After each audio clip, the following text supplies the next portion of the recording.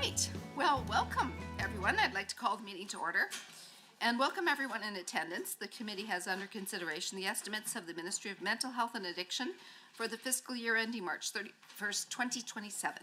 I'd ask that we go around the table and have members introduce themselves. For the record, Minister, please introduce the officials that you have with you at the table when it comes to your turn. I'm Jackie Lovely, the MLA for the Camrose constituency and the chair of the committee. We'll start to my right. Scott Sear, the MLA for Bonnyville, Cold Lake, St. Paul. Shane Getson, the MLA Laxton and Parkland, but better known as God's Country. Tara Sawyer, MLA for the outstanding constituency of Olds, Didsbury, Three Hills. Well, I'd qualify my riding, but we have a limited amount of time here. Brandon Lunty, MLA for Leduc, Beaumont. Good evening, everyone. Peter Singh, MLA for Calgary East. Good evening, Rick Wilson, Minister of Mental Health and Addiction. Tonight I've got with me my Deputy Minister Evan Romano, my Assistant Deputy Finance Financial Officer Ashley Robertson, the amazing Deputy Minister of Policy and Programs Corey Everington, and Assistant Deputy Minister and the person in her own right, Rachel Melnichuk. Good evening, everybody. I'm Scott Sinclair, the MLA for Lesser Slave Lake. Janet Aramanko, I'm the MLA for Calgary Curry and the Shadow Minister for Mental Health and Addiction. David Shepard, Edmonton City Centre. All right. Now we do have someone participating remotely. Please go ahead and introduce yourself, member. Hello, I'm Luann Metz, MLA for Calgary Varsity. I'd like to note the following substitutions for the record. Member Batten will be substituting for Ms. Goring as Deputy Chair. Mr. Sear is substituting for Ms. Johnson from 7 to 8. A few housekeeping items to address before we turn to the business at hand. Please note that the microphones are operated by Hansard staff. Committee proceedings are live streamed on the internet and broadcast on Alberta Assembly TV. The audio and video stream and transcripts of meetings can be accessed via Legislative Assembly website. Members participating remotely are encouraged to turn your camera on while speaking and mute your microphone when not speaking. Remote participants who wish to be placed on a speaker's list are asked to email or message the committee clerk, and members in the room should signal to the chair. Please set your cell phones and other devices to silent for the duration of the meeting. Honourable members, the main estimates for the Ministry of Mental Health and Addiction should be considered for 3 hours. Standing Order 59.01 sets out the process for consideration of main estimates in Legislative Policy Committees. Suborder 59.016 sets out the speaking rotation for this meeting.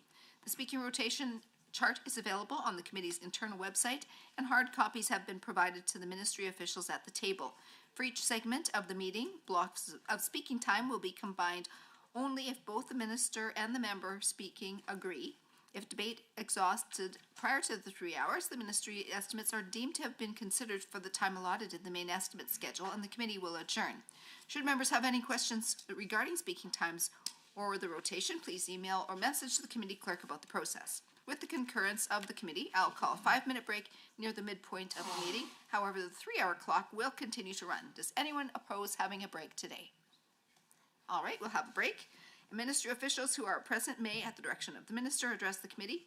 Ministry officials seated in the gallery, if called upon, have access to the microphone in the gallery area and are asked to please introduce themselves for the record prior to commenting. Pages are available to deliver notes or other materials between the gallery and the table. Attendees in the gallery may not approach the table. Space permitting, opposition caucus members may sit at the table to assist their members. However, members have priority to sit at the table at all times.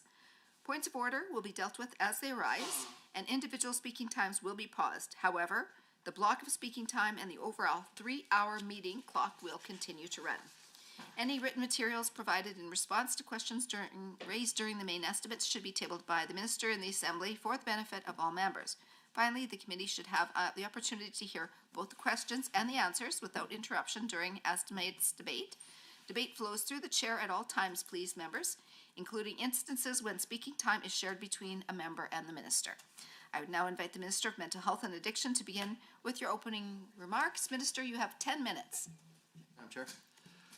In the 2026 budget for mental health and addiction, we're continuing to build on our strong commitment to support Albertans in their wellness and help those facing mental health or addiction challenges and to pursue recovery. We're carrying on with our strategic work to build the Alberta Recovery Model, which includes investing in the infrastructure, programs, and services that are going to give Albertans access to the key supports that they need, when and where they need them, and to live hopeful, fulfilling lives. The decisions we have made in this budget reflect a clear belief that with the right care and supports, recovery is possible for anyone. Today I'll speak to the foundation and success of the Alberta Recovery Model, the role of Recovery Alberta, and the Canadian Centre of Recovery Excellence, known as CORE, and how Budget 2026 will provide Albertans an even stronger continuum of recovery-oriented supports and services through Alberta's largest investment to date for mental health and addiction. Since 2019, the Alberta Recovery Model has represented a shift from simply managing symptoms in isolation to connecting people with the supports and services needed to pursue long-term recovery. The model is built around 5 key focus areas: increasing access to treatment, removing barriers to care, building new facilities, making treatment immediately available, and building better futures. And this is also what Budget 2026 is focused on. The investments we are making through this lens will have life-changing and life-saving impacts for many Albertans.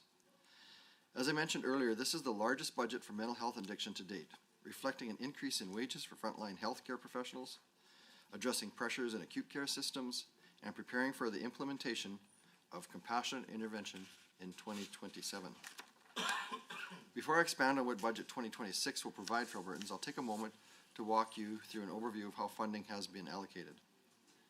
Mental health and addiction's total operating expense is budgeted at $2 billion in 26-27. Now this includes $1.7 billion for operating services provided by Recovery Alberta, $283 million for department programs and services, and $8.7 million for CORE. A little over a year and a half ago, we established Recovery Alberta as the provincial health agency responsible for the delivery of publicly funded mental health, addiction, and correctional health services. This marked a monumental shift forward in prioritizing these services within the healthcare system. Recovery Alberta's $1.7 billion operating budget will provide more than $206 million to operate 936 psychiatric beds at 5 standalone sites, and $121 million to operate more than 1,470 addiction detox and treatment beds. Recovery Alberta's operating budget also includes $60.2 million for healthcare and transitional services in provincial correction facilities. We're also continuing to strengthen research and data around recovery-oriented care. Budget 2026 includes $8.7 million to support CORE, and this funding will support CORE in a variety of applied research initiatives, including the evaluation of outcomes for people who access opioid agnostic treatment, addiction services in correctional settings, recovery communities, and evidence-based prevention programs for children and youth. Now, this work ensures we build a recovery-oriented system of care based on evidence. We also know there's still a significant need to expand capacity within the mental health and addiction system. Budget 2026 includes more than $421 million in capital investment and grants to ensure the necessary infrastructure to support those in need of mental health and addiction care. A central part to this work is the development of compassionate intervention centers. Budget 2026 commits $291 million over 3 years to build 2 150-bed compassionate intervention centers in Edmonton and Calgary. Now, these facilities will provide secure, specialized care for people experiencing the most severe forms of addiction and who are at risk of harming themselves or others. Compassionate intervention is a key part of my ministry mandate. While these new centers are under development, $11 million is being invested to renovate existing facilities so compassionate intervention programming can begin saving the lives of those most severely impacted by addiction sooner, starting in 2027. Now, this allows us to balance the urgency of getting compassionate care implemented while also building for long-term needs of the mental health and addiction system. This year's capital plan also continues to build capacity to support youth. An investment of $20.2 million will complete renovations and establish the 105-bed Northern Alberta Youth Recovery Centre, providing live-in treatment support for young Albertans experiencing addiction. Additionally, 20 million in one-time capital grants will build CASA houses for youth with complex mental health needs. The capital plan included in Budget 2026 will see Alberta has the infrastructure needed, not just for today's pressures, but for years ahead. Now, this year's budget also includes 26 million for 30 psychiatric and 60 critically needed community-based beds within the mental health and addiction system. These are for those who no longer need inpatient care in hospitals, which will help address a priority for our government to reduce pressures across the acute care system. Now, for many Albertans, the first step toward recovery is not easy, and often it cannot wait. When somebody's ready for help or when their life is at risk, timing matters and access matters. And the right kind of support at the right moment can change everything. That is why Budget 2026 continues to invest in supports to ensure Albertans have the opportunities to pursue recovery no matter where they live or what challenges they're facing. This year's budget includes $173.9 million to support more than 1,750 addiction treatment beds across the province. Now, including beds operated or contracted by Recovery Alberta and beds in recovery communities. This also includes $29.6 million to open 375 new beds in 5 Indigenous-led recovery communities this year, bringing no-cost, culturally safe, live-in addiction treatment to communities disproportionately impacted by addiction. As mentioned, addiction is one of the most challenging forces someone can face in their lifetime, and access to immediate treatment is critical.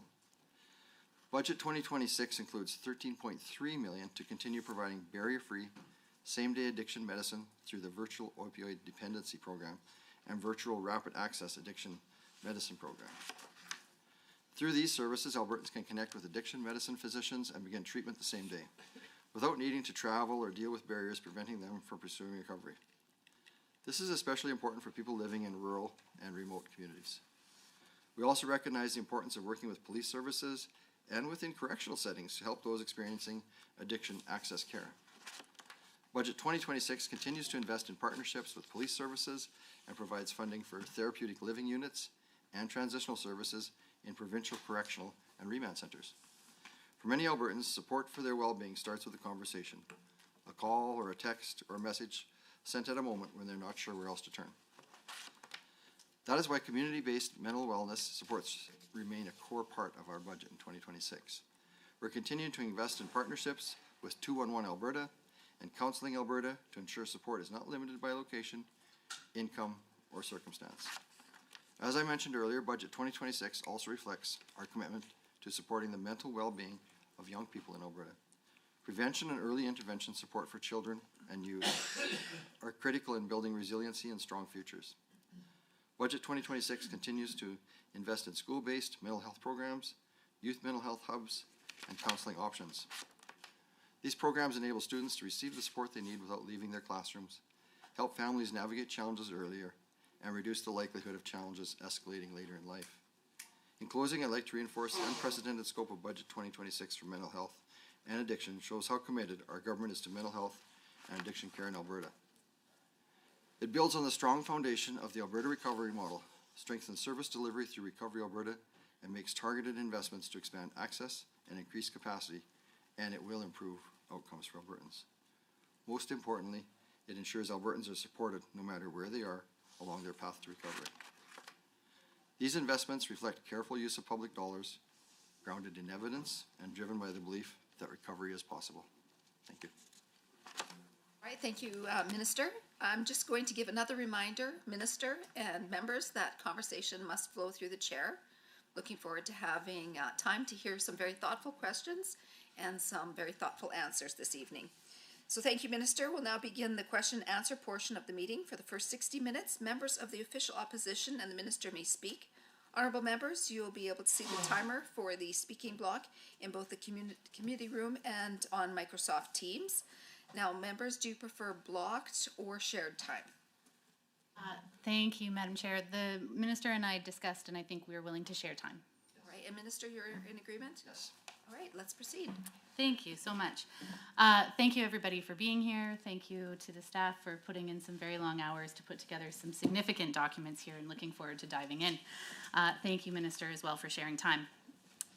My questions are largely sequential, but we'll we'll kind of see how it goes, and we may change some of the order of some of these pieces.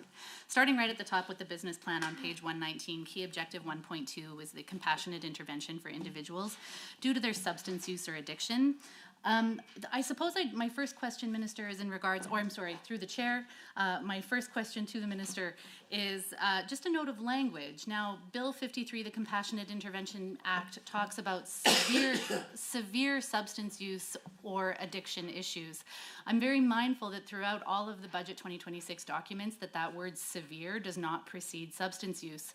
Something as significant as compassionate intervention, we need to be incredibly mindful that there is not mission creep when it comes to the people that are actually meant to be subject to the compassionate intervention. Was that just a typo? Or does it still, in fact, qualify severe substance use addiction, severe substance use or addiction issues, please? It's in the legislation on compassionate intervention. Okay. It's for people that are gonna do harm to themselves or others. It's meant for the people that are in severe trouble. Severe substance use or addiction. Okay, thanks. Through the chair, on what data did the department rely to decide that 300 beds in compassionate intervention facilities would be adequate? Has the department made any progress on knowing the rate of alcohol abuse, prescription opioid abuse, polysubstance use, methamphetamine abuse? Does the department know how many Albertans have a severe substance use or addiction issue that may be eligible for involuntary treatment? Thanks for the question. This is just kind of an example. So in 2024, Alberta's healthcare system incurred over $370 million in costs to substance use-related emergency visits and hospitalizations, $58 million from emergency department visits.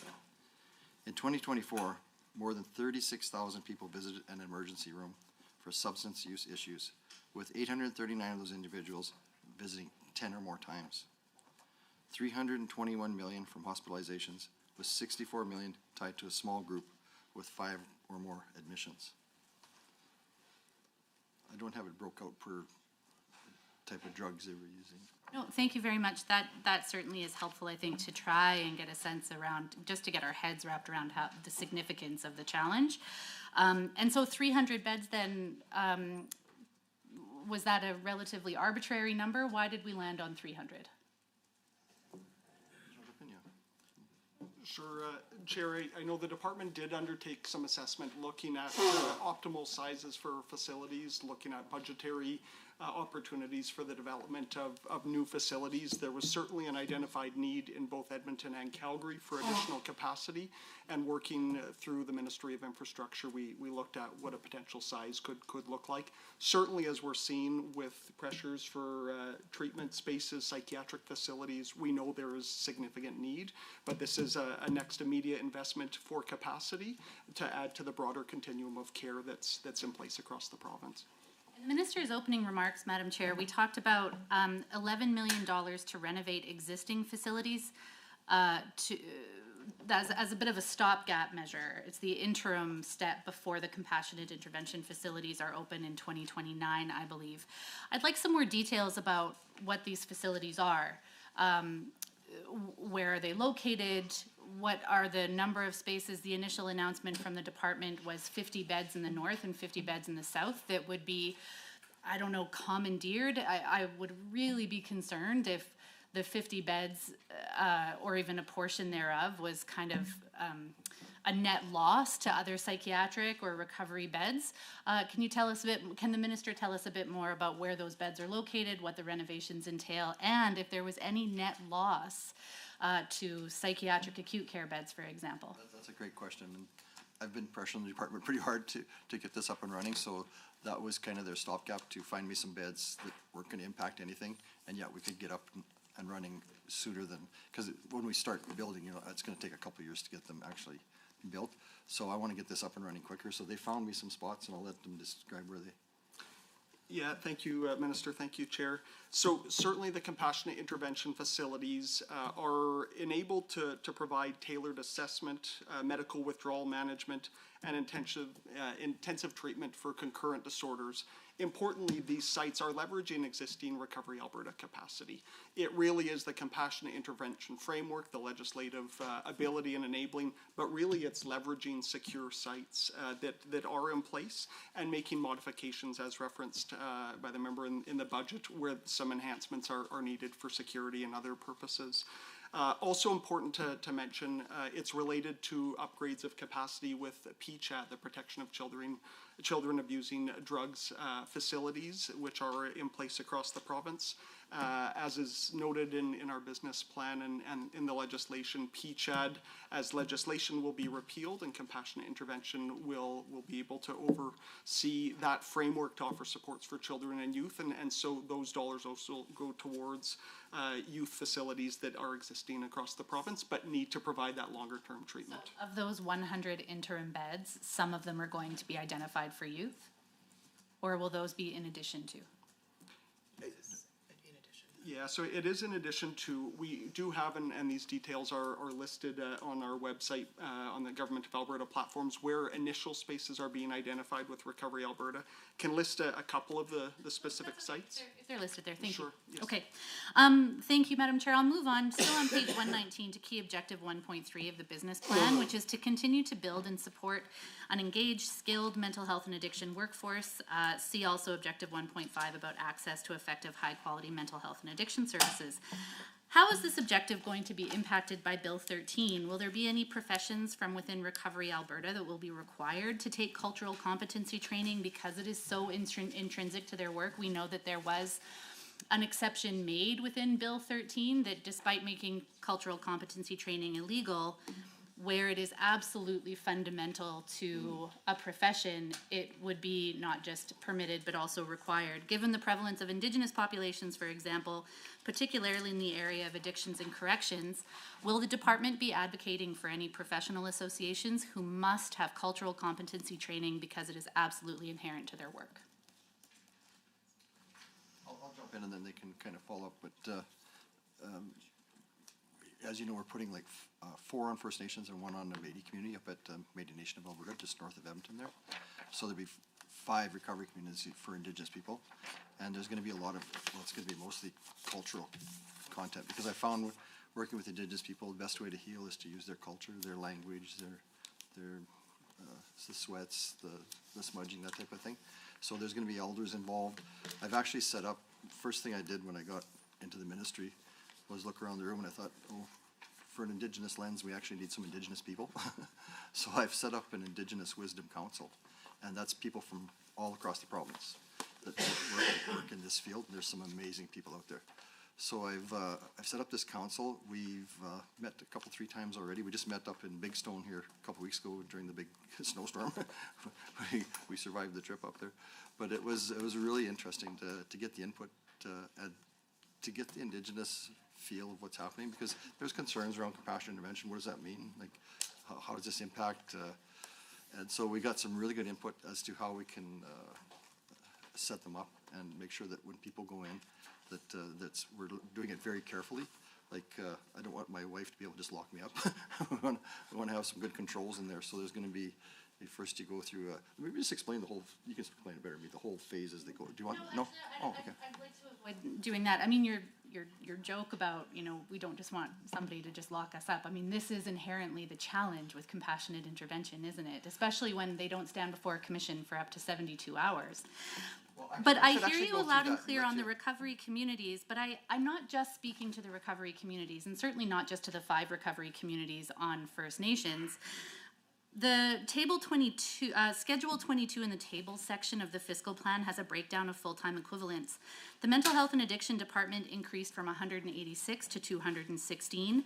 Recovery Alberta, Madam Chair, grew from 8,190 last year to 9,284 FTEs. That's the estimate for 2026, and then CORE had an increase from 40 to 50. So when we're talking about cultural competency, certainly at bare minimum, I would expect that recovery communities on First Nations would have some degree of cultural competency, but we are talking about nearly 10,000 full-time employees here that are dealing with a high level of, or high, moderate, light, all of it, 9,284 FTEs who are certainly going to be interfacing with a very diverse clientele. What about the cultural competency for them? And will you be advocating to the Minister of Justice around Bill 13 or within the Health Professions Act to talk about how we can make sure that cultural competency is provided and permitted? You're gonna like this. So all Recovery Alberta and department staff receive Indigenous awareness and sensitivity training, all of them.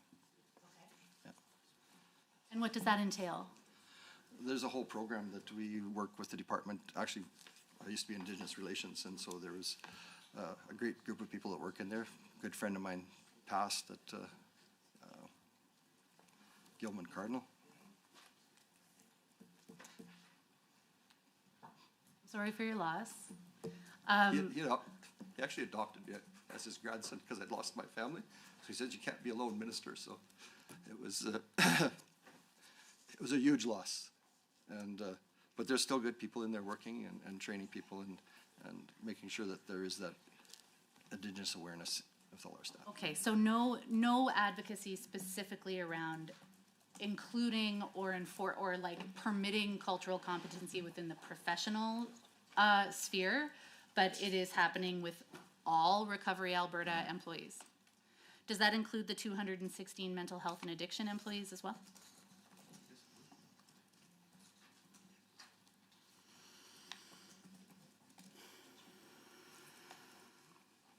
So on the front delivery, it's all Recovery Alberta, and those staff all go through the training, yeah. Back to the workforce question. This came up during public accounts, and then I noted as well that there are some areas around the workforce development piece, and of course it wouldn't be budget estimates if I didn't ask about the status of work that's happening with counseling therapists. Now, given all of your work around taking some time to look at the broader system to ensure alignment with current and future healthcare workforce and refocused healthcare system, the department said that they'd be bringing the College of Alberta Psychologists and the Association of Counseling Therapy of Alberta to discuss a focused approach. This work started nearly 10 years ago. 3 years ago, the former Minister of Mental Health and Addiction announced that counseling therapists would be regulated under the College of Alberta Psychologists, and we have seen very, very little progress. Have the meetings between CAP and ACTA taken place over the winter, and can the department provide an update, please? Thanks. So Alberta deserves access to professional and consistent mental health and addiction services across all health professions. And recovery model that I have formed with the Mental Health and Addiction Recovery Workforce Advisory Committee. So before we undertake any regulatory work, we're going to make sure that the broader system ensures steps by government are aligned with the current and future health workforce and refocused healthcare systems and the recovery model. So our government remains committed to regulating the counseling profession and working collaboratively with the Association of Counseling Therapy of Alberta on a clear and effective path forward to make sure that that does happen. Under what line item in the estimates, if there's a cost associated with that, where is that going to fit under my operating expenses in government estimates? Do you know which line you're looking for there? No, I'm asking where I would find it. So under any of these, is it ministry support services? Like, does it's my understanding that the process to regulate counseling therapists does come at a cost, and I'm curious if they're. I have to get back to you on that.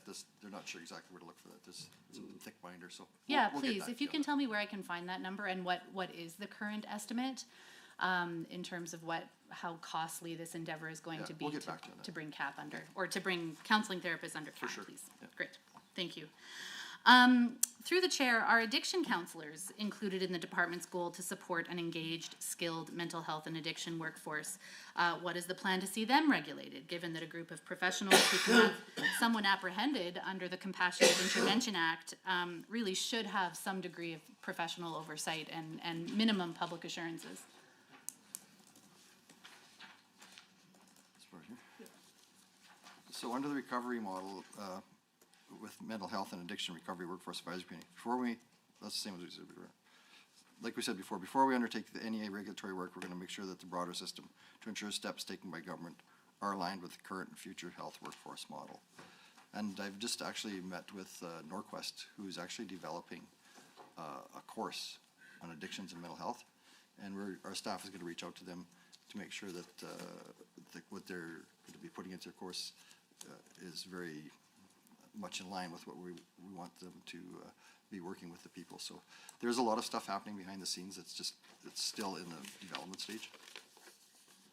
But through the chair, can the department say whether or not in that planning stage, will addiction counselors be regulated?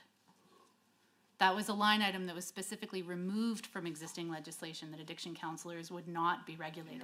Which line that was? In the legislation, I'd have to actually pull up the Health Professions Act, that the department very explicitly removed addiction counselors from being on the path to regulation. And so I'm curious if the department has plans to bring addiction counselors back into the fold when it comes to the conversation about regulating mental health professionals. I'm gonna let Evan jump in on that one there. I think to clarify, there certainly, as the minister said, under this new Mental Health and Addiction Recovery Workforce Advisory Committee, as a new ministry with Recovery Alberta, looking at the scope of the workforce needs, including with Indigenous service providers, we're looking at what the system-wide approach is needed for the workforce, where we've got specific needs, what the regulatory and professional association environments look like across the mental health and addiction system, including working with ACTA. We've just have had meetings in the last couple of weeks with them. They're very pleased with the process based on feedback from their leadership. And there is commitment, as the minister said, to look at what the oversight and the professional designations are needed to protect Albertans in a safe, secure way. We are taking a bit of time as this system and the sector is being built out. We've committed by the fall to have advice coming back to the minister to work with this committee to look at the needs, including related to counseling therapists and other aspects of the workforce. Okay. Thank you to the department for the timeline on that front. Another significant chunk of professions that have started to hold a far greater kind of presence in the workforce are recovery coaches. And Madam Chair, I have a couple of questions about recovery coaches. Does the department know how many recovery coaches are currently employed by Recovery Alberta? How many are currently employed by organizations funded by Recovery Alberta or the department? And can the department tell us what the average salary of a recovery coach is?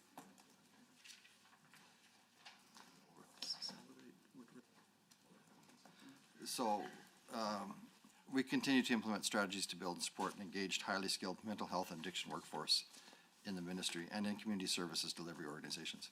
So building the workforce capacity is essential for delivering a coordinated, effective, and sustainable recovery-oriented system of care. So in 2026-27, almost $1 million is allocated to support operation of the Recovery Training Institute of Alberta that provides specialized training sessions for those employed in recovery communities, therapeutic living units, and other addiction treatment organizations to enhance their skills in providing effective care. So also in 26-27, 1.7 million is allocated to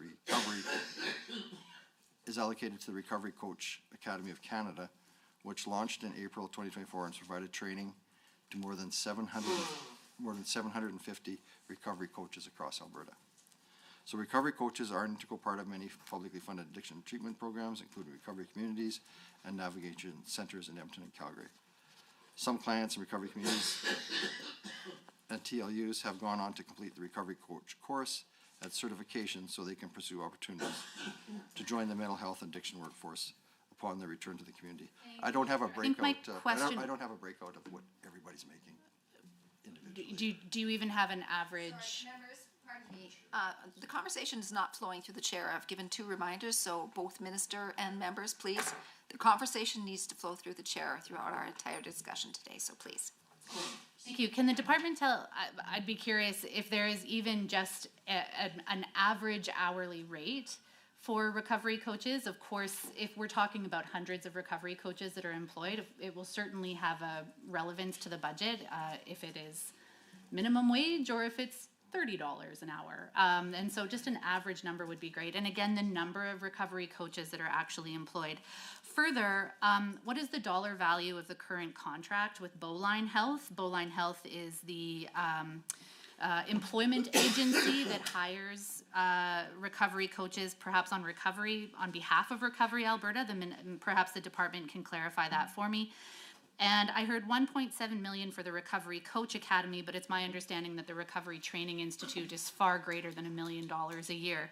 So please, if the department can clarify the current contract with Bowline Health, the value of the contract for Recovery Training Institute of Alberta and the Recovery Coach Academy of Canada, as well as just a ballpark hourly wage for recovery coaches and a ballpark number of recovery coaches that are employed. We're just taking up Bowline's numbers, but the average wage I can't give you. They're employed by several different groups out there that employment it's going to vary. So I can't give you a number on that. Sorry. Can the department provide the number of recovery coaches that are working in Recovery Alberta? Yeah, go ahead.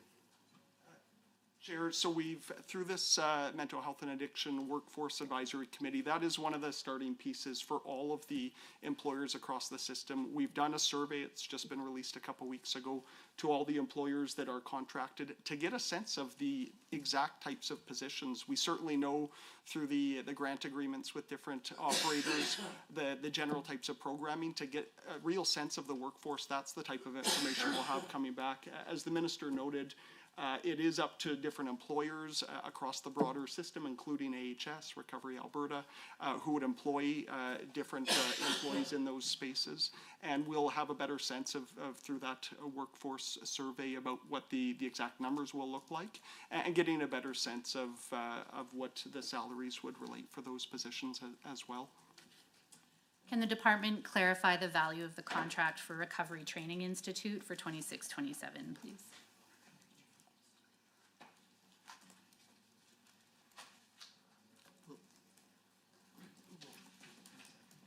Just have to give us a second to look that up. Sure. Would you like me to keep going?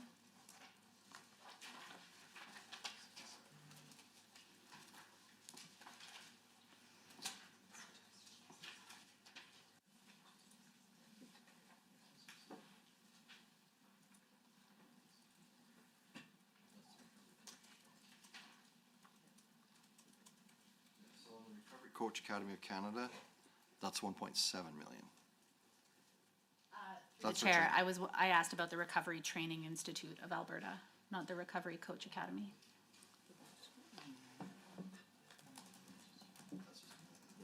Yeah, on the Recovery, Chair, on the Recovery Training Institute of Alberta, that provides specialized training sessions for those employed in recovery communities, that's just around $1 million for that one. Thank you. Page 119 of the business plan says $42.5 million is allocated to implement and operationalize compassionate intervention legislation, while in the fiscal plan, pages 77 to 78, the department reports $33 million for compassionate intervention. There were a lot of numbers in the minister's opening comments, and I just want to revisit a couple of those. Can the department please confirm how much is operating cost and how much of this is capital? Perhaps the 33 million is a part of the 42.5. If they can clarify, please, that would be helpful. And how precisely will that be spent in the year ahead? What is the cost of the Compassionate Intervention Commission, and what is the status of the recruitment to that list? I see that a commissioner has been hired, but there are no current board opportunities listed. Is this just waiting for the regulations to be completed? To start from the back, Chair, it is waiting for the regulations to be completed for the board members. The numbers are, okay, 318 million for capital, and 42.5 in operating. Yeah, so that's, department is 9.7, and the, what is that? Recovery Alberta is 32.9. Sorry, so through the chair, 42.5 million is the That's operating. the department and the Recovery Alberta.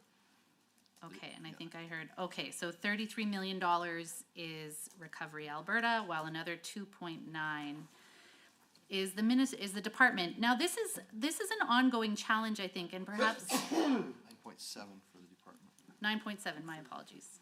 and 32.9 for Recovery Alberta. Okay.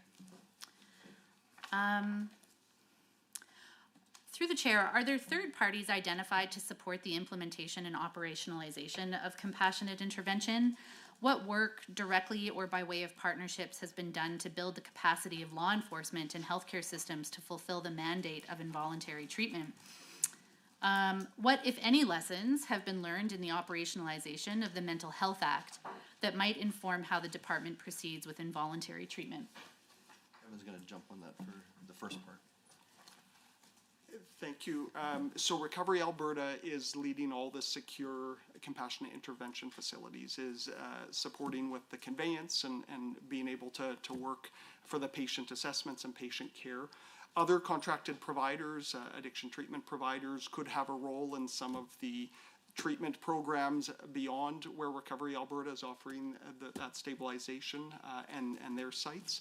And additionally, community partners for the aftercare could play a role, looking at housing environments, supportive living, disability-related sorts.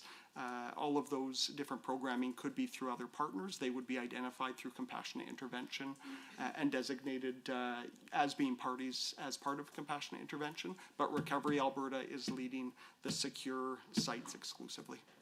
And I just want to double check that I heard the Deputy Minister correctly there. That it will also be Recovery Alberta responsible for conveyance. So that is the transportation of individuals to the appropriate facilities. If I've got that right, please correct me if I'm wrong. As far as capacity building at the front end of this entire endeavor, apprehension, detention, possible acute medical care that's required before conveyance to the compassionate intervention facility, what kind of capacity building supports or funding transfer might there be to ensure that all of these other departments are in fact complementing and aligned with the system at hand so that it works relatively seamlessly? I mean, it really does need to be smooth. Chair, so to respond, certainly police, and there is a requirement for apprehensions for police to play a role. AHS Protective Services and Recovery Alberta staff, including nursing, psychiatric nurses, and others, could have a role to support with the medical aspects, with police playing a role just for that apprehension component. But this is a health response. This is not a police response. And there is a very narrow role, and we're working with police through a working group across the province to make sure the right protocols and procedures are in place. That's certainly through Minister Ellis's Department, Public Safety and Emergency Services, to make sure there's very strong and robust coordination. But it is a health response, and Recovery Alberta and AHS Protective Services, who are health professionals who secure sites all across the province each and every day, they are playing that role within those secure settings to make sure that the high quality of care they are currently providing continues to be provided in compassionate intervention related facilities.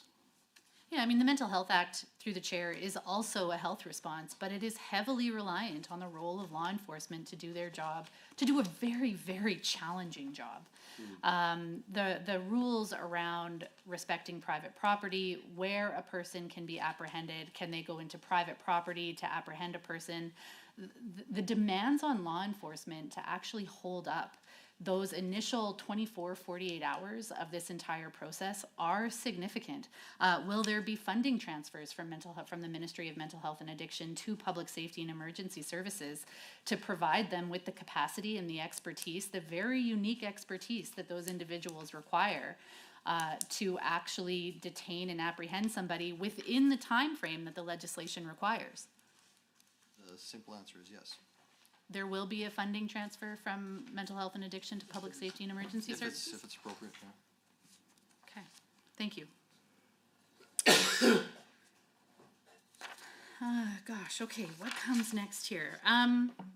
Let's get into some of the performance metrics, if I may. Speaking of the Mental Health Act, page 120 of the business plan, performance metric 1.B, has the percentage of individuals admitted 3 or more times to a hospital under the Mental Health Act. And I believe that the goal here is that we reduce the number of people who have been admitted 3 or more times to a hospital under the Mental Health Act. Just some very logistical questions that can clarify the data for me. Over what period of time and for how long does the three admissions apply? That was over the course of a year.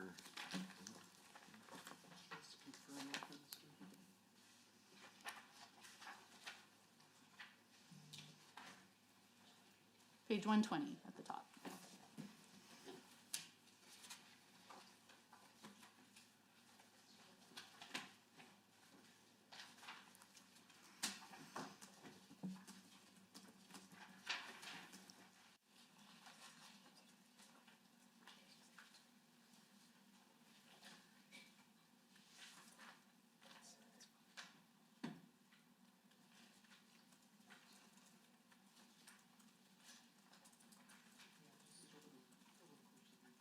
course of a year. I've had some extreme cases. I just had one over 220 times in 1 year, if you can imagine. So. I mean, Okay, these so people are in extreme trauma, like. Yeah, within one calendar year. to what extent are appropriate discharges then considered in that example that the minister provided, Madam Chair, that if 220, if an individual has been admitted under the Mental Health Act 220 times. Oh, I'm sorry, what was? That's just people that have come from a shelter probably, have been taken to the emergency room because they've overdosed. Okay, but through the chair, performance metric is the percentage of individuals admitted 3 or more times to a hospital under the Mental Health Act. So we've established that that is 3 or more times in the period of a year. We're looking to have this number go down. This is a percentage of some larger group. The metric for 2024-25 was, the metric for 2024-25 was 8.6%. For readmissions, and so it's 8.6%, Madam Chair, of what larger group? 8.6% of everybody that has been admitted at some point in that year under the Mental Health Act? Is it total admissions in a hospital? What is the 8.6% of what?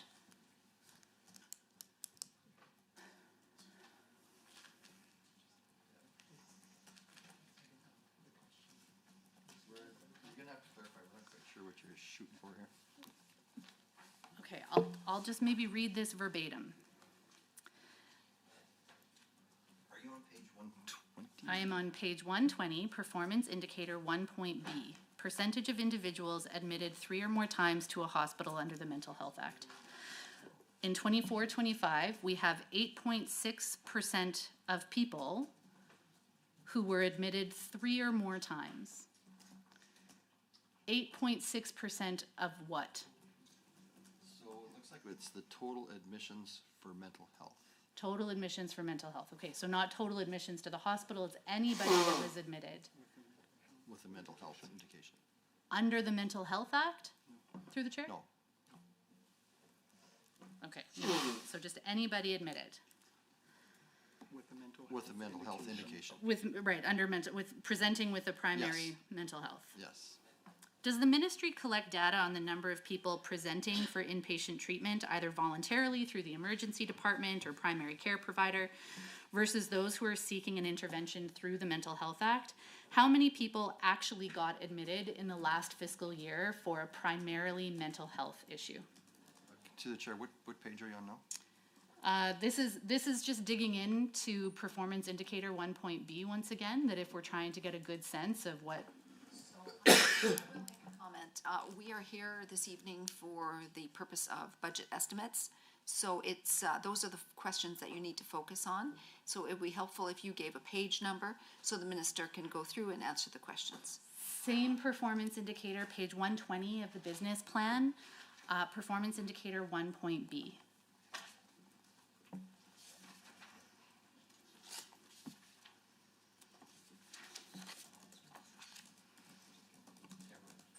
So I think if we're understanding the question, Madam Chair, admission, it's coded Mental Health Act and then gives that total. And then out of those, it's how many are 3+. And yes, that data is collected throughout the entire health system. Why, through the chair, can the department tell us why there are no targets beyond 24-25 for this particular metric?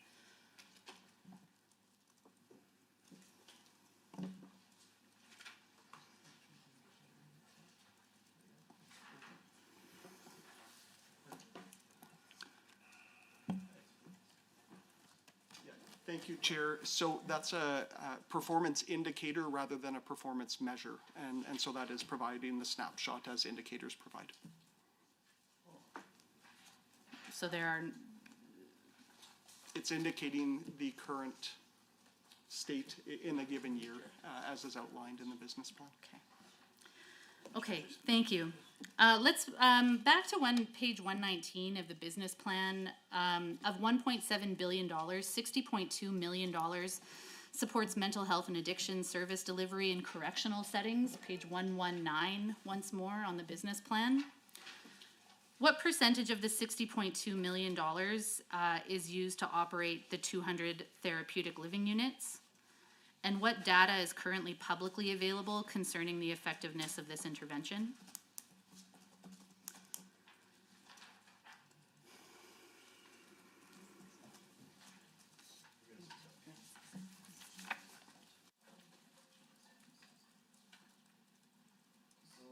Chair, the TLUs, the therapeutic living units, are 6 million. 6 million? Yep. Just to clarify that I've heard that correctly, okay. Can I then assume that the remaining $54 million is used for all correctional health services?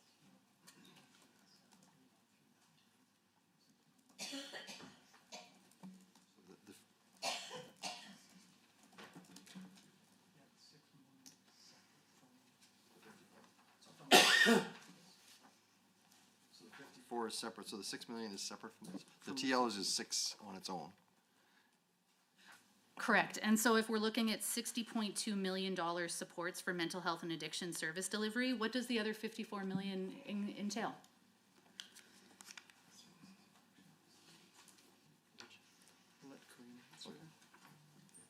It includes health services provided in correctional facilities. Okay, so through the chair, that was my initial question. Does the remaining $54 million cover all of correctional health services? For those listening at home, Recovery Alberta is the health agency that is responsible for delivering all health services across 10 correctional facilities in Alberta. What I'm basically looking for is what is the expense for 26-27 to deliver correctional health services to all inmates in correctional settings?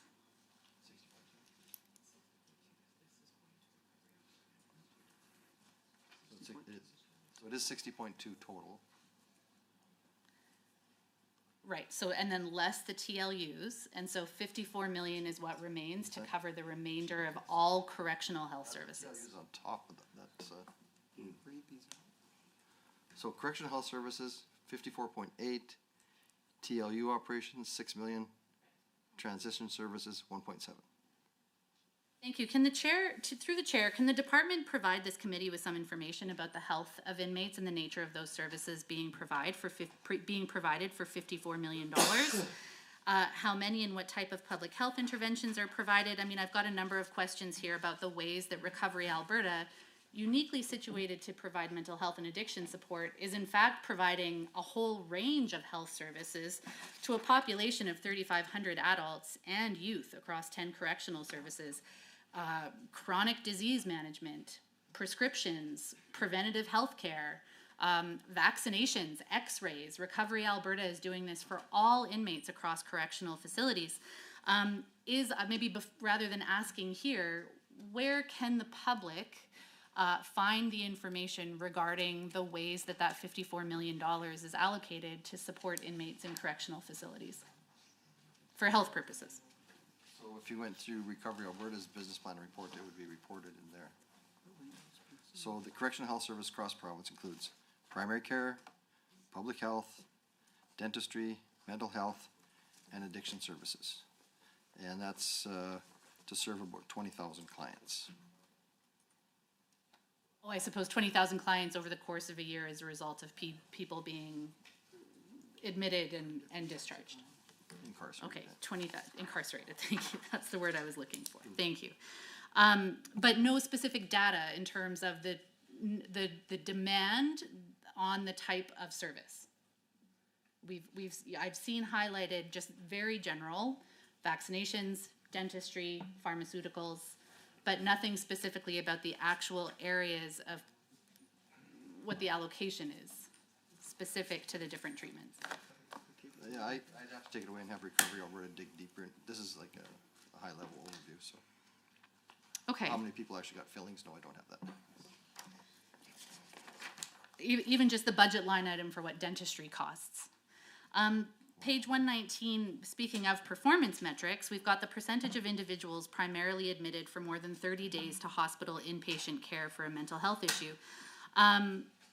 Concerning the targets, once again, 17% of individuals admitted for mental health reasons stayed longer than 30 days. Is that 17% of all admitted patients? You have on the last sentence on page 119 through the chair, the department has in 2024-25, the percentage of individuals admitted to inpatient care for more than 30 days was 17%. That's 17% of what total group?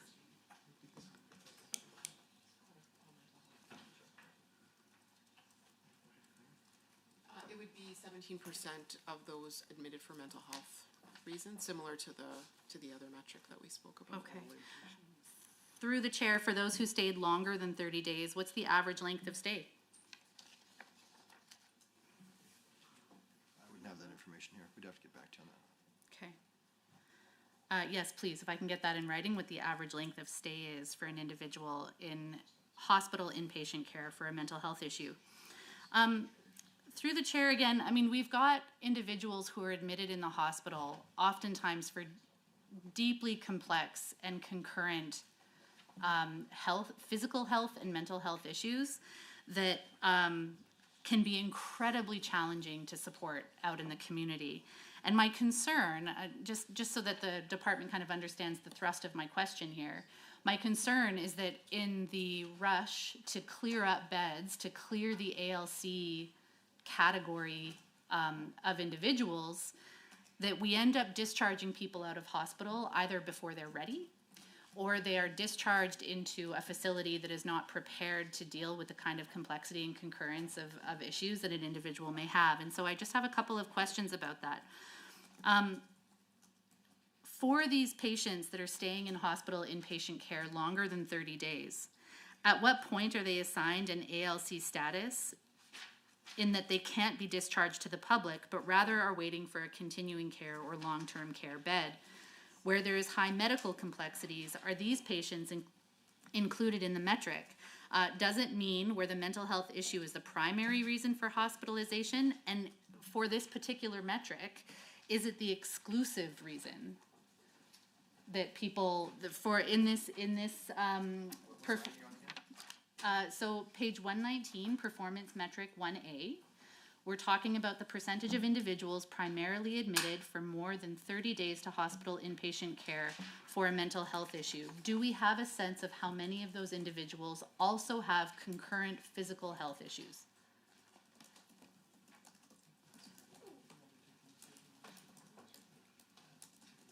Yeah, we wouldn't have that metric yet. We're working with the other ministries to nail that stuff down right now, but I wouldn't have that right now.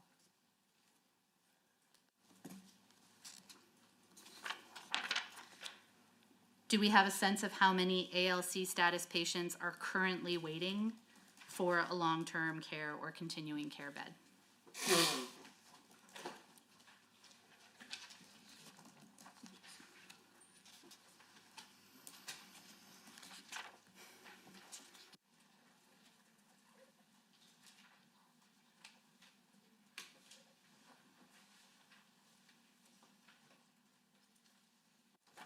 Chair, so as of March 10th, 2026, there were 203 mental health patients classified as ALC, acute, subacute, and forensic. So in acute care hospitals and standalone psychiatric facilities, including 114 patients for more than 100 days. Through the chair, that's 114 of the 203? That would include that, yeah. Including 114. Thank you.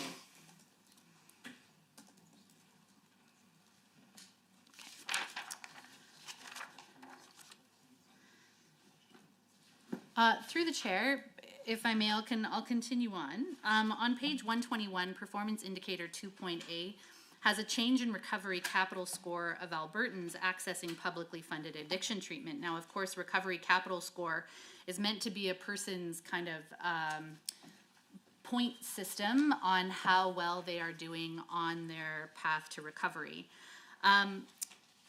I may use up the last 15 minutes here with the minister to discuss this particular recovery capital score, because in many ways it is the strongest indicator we've got about how effective programs and services and interventions are within mental health and addiction and recovery Alberta. But it has come at a very rocky start. The recovery capital score was collected using an app called My Recovery Plan. The My Recovery Plan app was purchased from a private residential facility in BC. And I'm hoping that the department can start by just giving me some clarity, and maybe I won't need the full 15 minutes to talk about recovery capital score.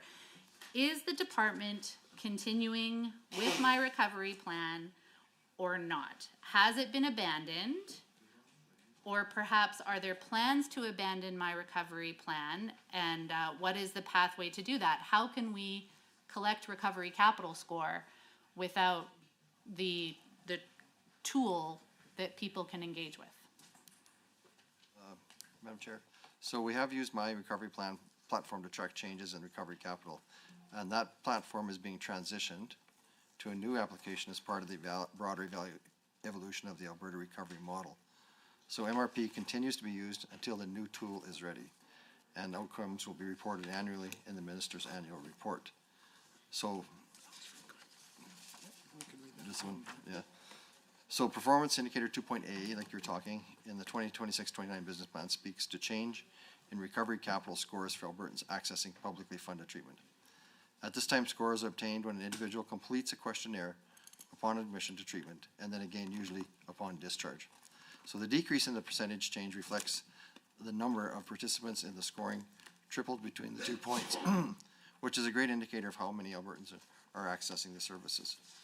So basically, building recovery capital is a pillar to our government's approach to mental health and addiction recovery. So ensuring individuals have the personal, social, and community resources that they need to pursue and sustain a life of purpose, connection, and wellness. Improving and maintaining recovery capital is a key factor in service planning.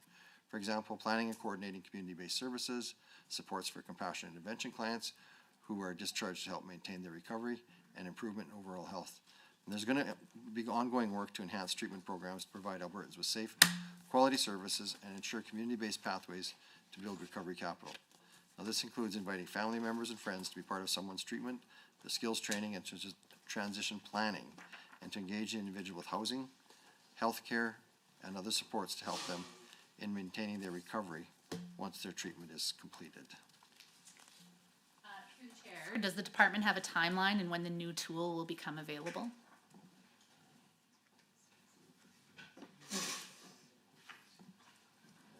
They're developing right now, so over the course of the year, you'll see it as it evolves. Will it be introduced in a phased-in approach, or are we waiting for it to be fully baked before operators can begin using it?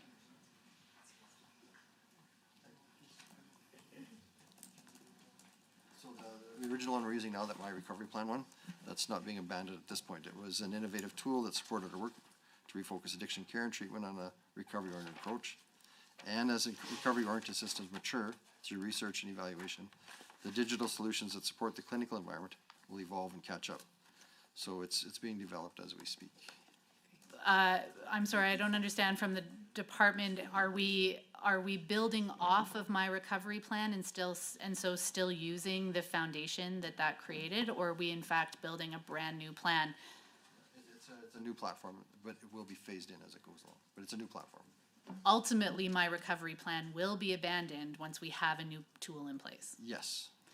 But the new tool will be fully operational in a year? Hopefully less than a year. Less than a year. This year. Before the end of calendar year 2026. The goal is that, yes. MRP will have been fully abandoned and replaced. That is the goal. That is the goal. I note on the estimates document under Recovery Alberta, line 2.6, that information technology has quite a significant budget of $43.6 million for 26-27. Is that where this work to create a new recovery capital score capture tool is going to be found?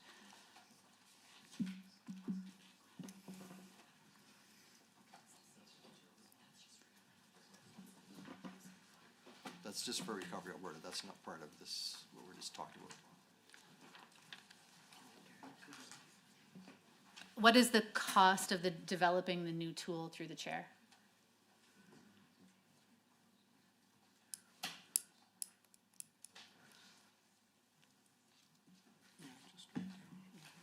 Doesn't say. Actually,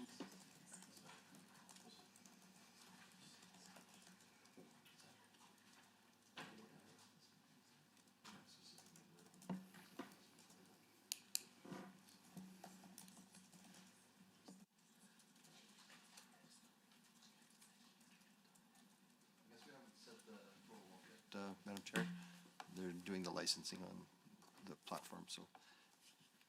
Can the department remind us what the cost of My Recovery Plan app was? Rachel, do you want to? Can you talk to My Recovery Plan with the cost of that?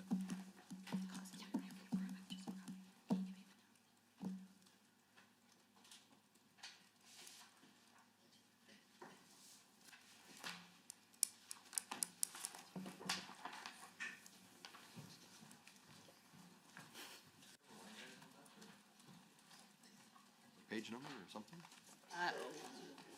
Anything? Well, what I'm hoping to do here is, performance metric, Well, we have a huge book, so you can't just throw numbers at us and expect us to find it right away, so you're gonna have to ask a specific. I was hoping for the numbers to be thrown my way. We've got performance metric Specific page, 2.8 otherwise I can't and find it, so. we've got performance metric 2.8 that speaks to the recovery capital score. We don't have a sense of what the new tool is going to cost to establish precisely what we need so that we can actually identify whether we're moving the needle on recovery capital score. The only tool that we actually have within the Ministry of Mental Health and Addiction to know if we are making a difference in people's lives. And so if we don't have a sense of what the new tool is going to cost to develop, at minimum, let's be clear on what we are, the value of the tool that we are going to be abandoning by the end of the year so that we know if we're getting, you know, value for taxpayer dollars when it comes to creating a new tool. How much money will have been spent on a tool that will no longer be operational come the end of the year? Thanks, Madam Chair. So we came up with the cost here. So MHA is working with Technology and Innovation right now to have funding assigned to develop the replacement for MRP. And it's going to be an approximate cost of $2.6 million over the next 2 fiscal years. So that's as close as I can nail it down for you. Okay, no, thank you. Thank you very much to the minister. What lessons were learned from My Recovery Plan that will be abandoned at the end of this year that will make sure that the new tool is in fact going to be able to capture the recovery capital score in the business plan? Lessons learned.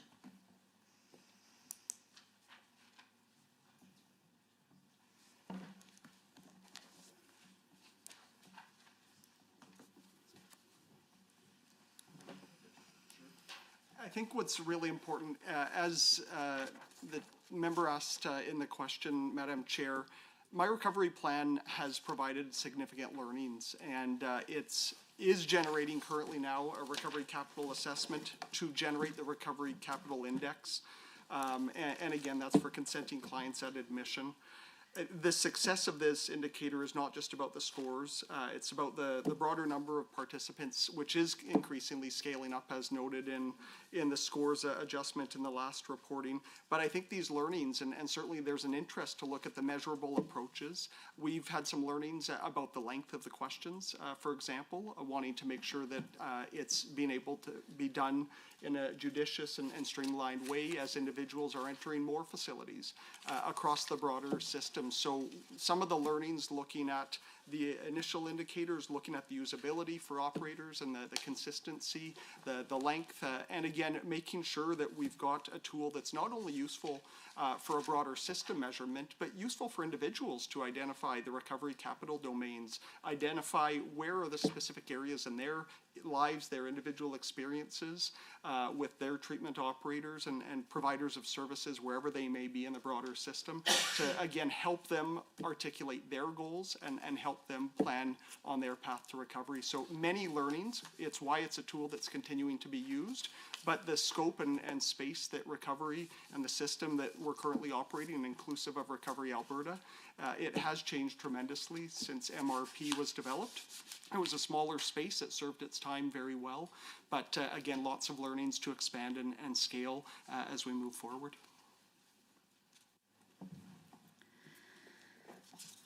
Okay, thank you. In the last 4.5 minutes here, maybe I'll finish with the business plan. Page 122 has performance measure 3.B, which is the number of operational and newly created mental health and addiction facilities per 100,000 population. I find, through the chair, one of the challenges working on this file is that we talk about mental health and addiction interchangeably. They're right there in the title, and that we often talk about them kind of synonymously, but they certainly are not. I think the nature of the facility and the nature of the care required and the nature of the professional skill set required is very different. And so what I'm hoping for page 122, performance metric 3.B, that the department would like to see an increase in the number of operational and newly created mental health and addiction facilities per 100,000 population. Can the minister distinguish the mental health facilities from addiction facilities, please? The business plan up until this point, as I mentioned, has been quite tilted toward addiction. And but if what I hear in my office is any indication, the need for mental health supports, the need for residential mental health support, whether it be simply for purposes of stabilizing or for the longer term, is incredibly high. To the extent that the department is able, please parse out mental health facilities from addiction facilities, and what are those ratios per 100,000?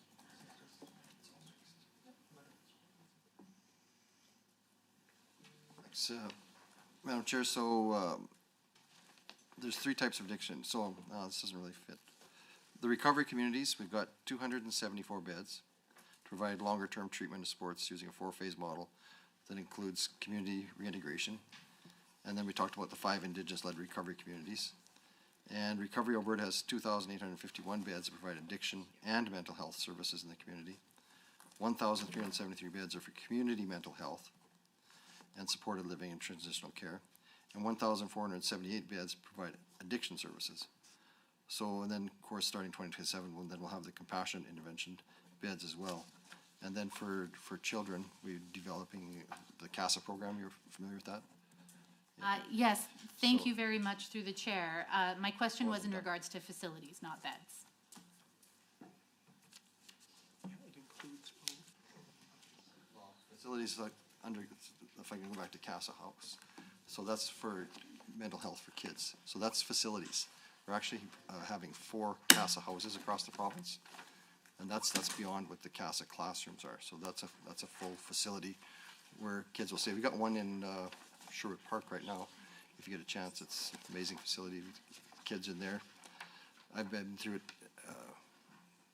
Kids that would normally be really struggling and not be able to even participate in classrooms, all of a sudden when they're in this type of a situation, they're not only participating, but they're excelling beyond what an average kid would do. So they're doing a really good job there. It's an amazing facility, and there will be 3 more built across the province.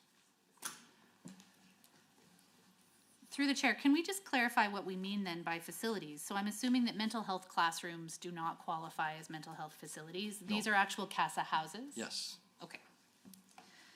And I'm sorry if I missed it. How many youth can actually be accommodated across the 4 CASA houses, please?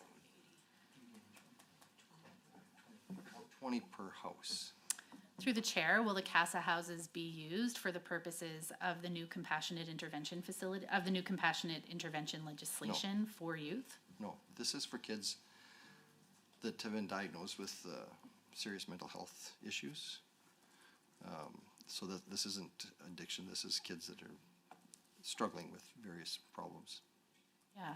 What is the expected duration of the average stay through the chair at CASA House? 3 months? 3 to 4 months would be the average kind of stay. Thank you very much. I see the clock running down. Perhaps before I start another question, I'll cede the rest of my time. Thank you so much, Members, we're going to take our 5-minute break, and when we return, we will go to the private member, Scott Sinclair, for his questions. Thanks, everyone.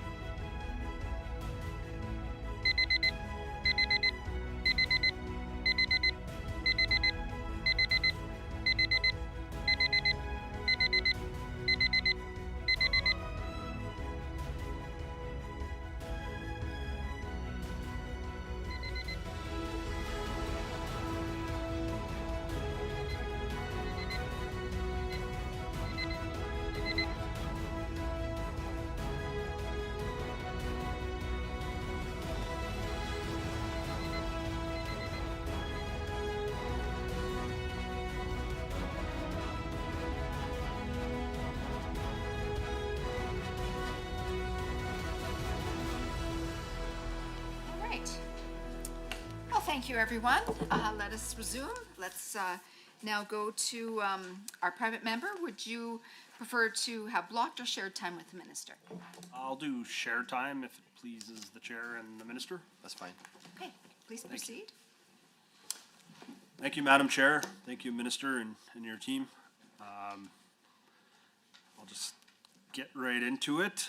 For many families in our rural, northern, and Indigenous communities, one of the hardest parts of watching a loved one struggle with addiction is seeing them lose the ability to keep themselves safe.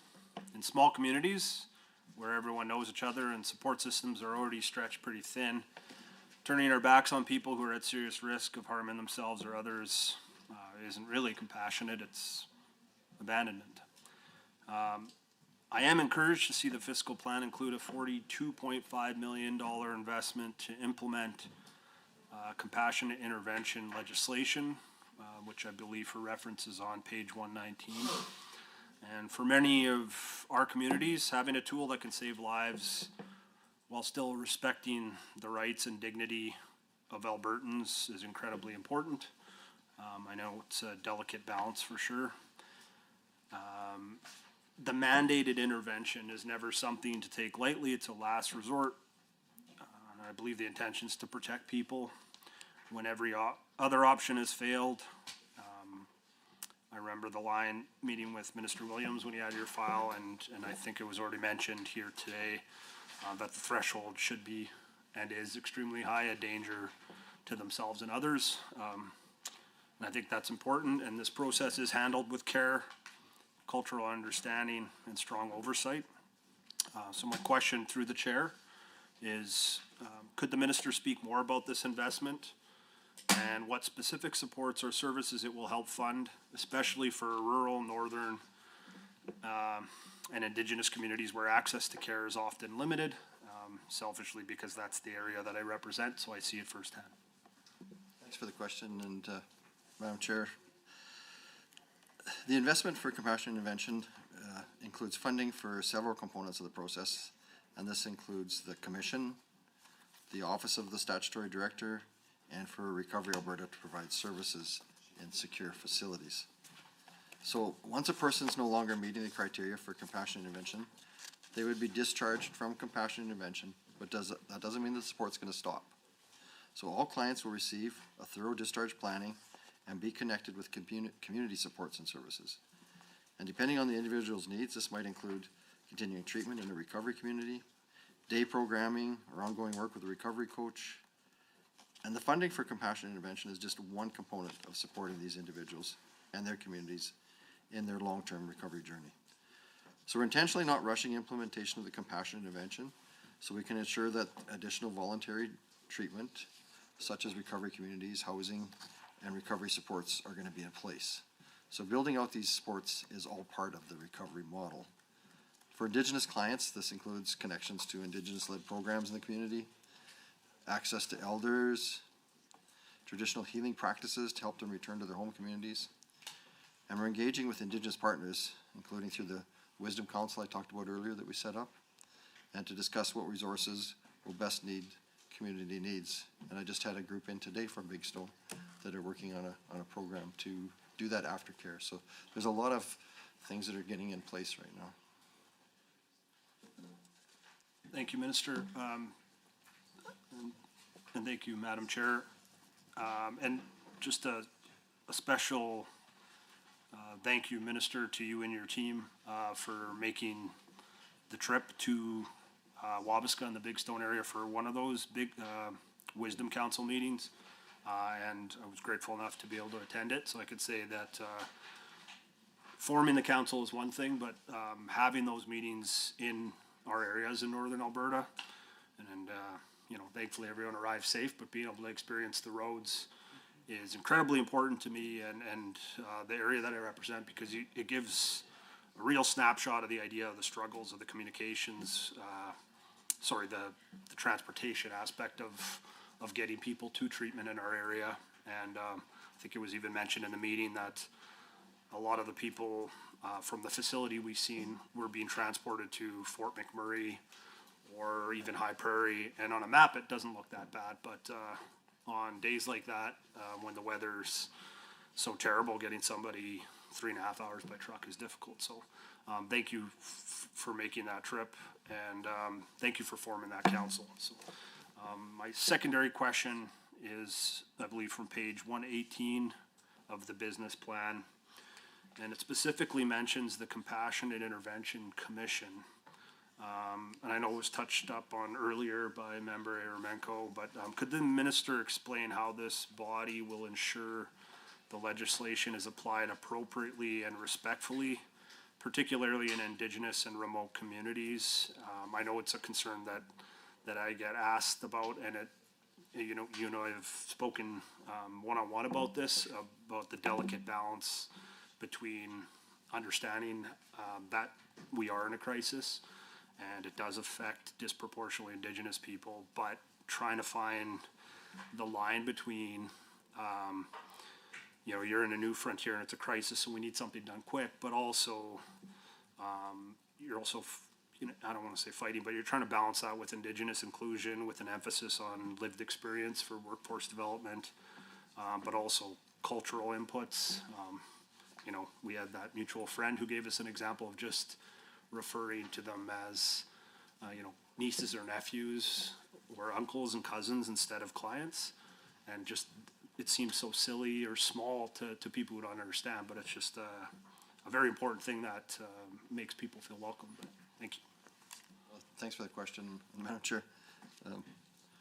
Around the res, they call me Uncle Ricky, so I understand that the family tie is very important, and I've been so blessed to have been welcomed into many communities and start to understand all the complex issues that are out there.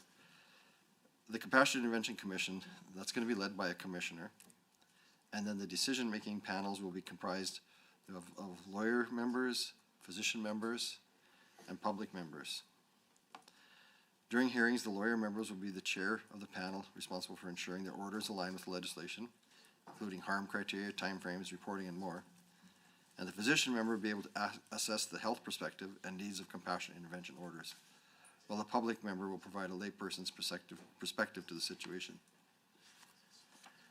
Recruitment strategies for commission members will encourage diversity, including representation from Indigenous peoples and rural and remote communities. And I think that's going to be the key part of making this thing work, is that we make sure that we have Indigenous people on the panel when there's an Indigenous person being looked at.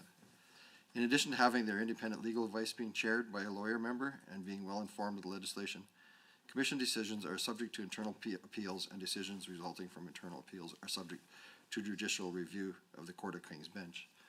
And as you heard at when we had our Wisdom Council meeting, one of the ideas brought forward is that if it's an Indigenous person, there should be an elder there so that they can have that connection back to the community. So that's definitely something that we'll be looking at. Thank you. I appreciate the answer. Through the chair, just to follow up, Minister, are there other partners?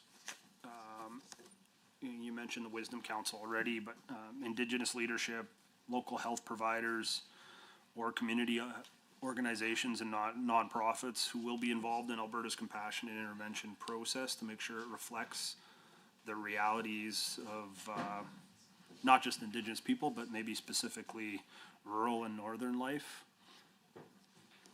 Thank you. Through the chair, that's a great question. Like we just talked about the Wisdom Council and how it's important to get that Indigenous lens on things. Like I've always been told nothing about us without us, and I've learned that lesson well.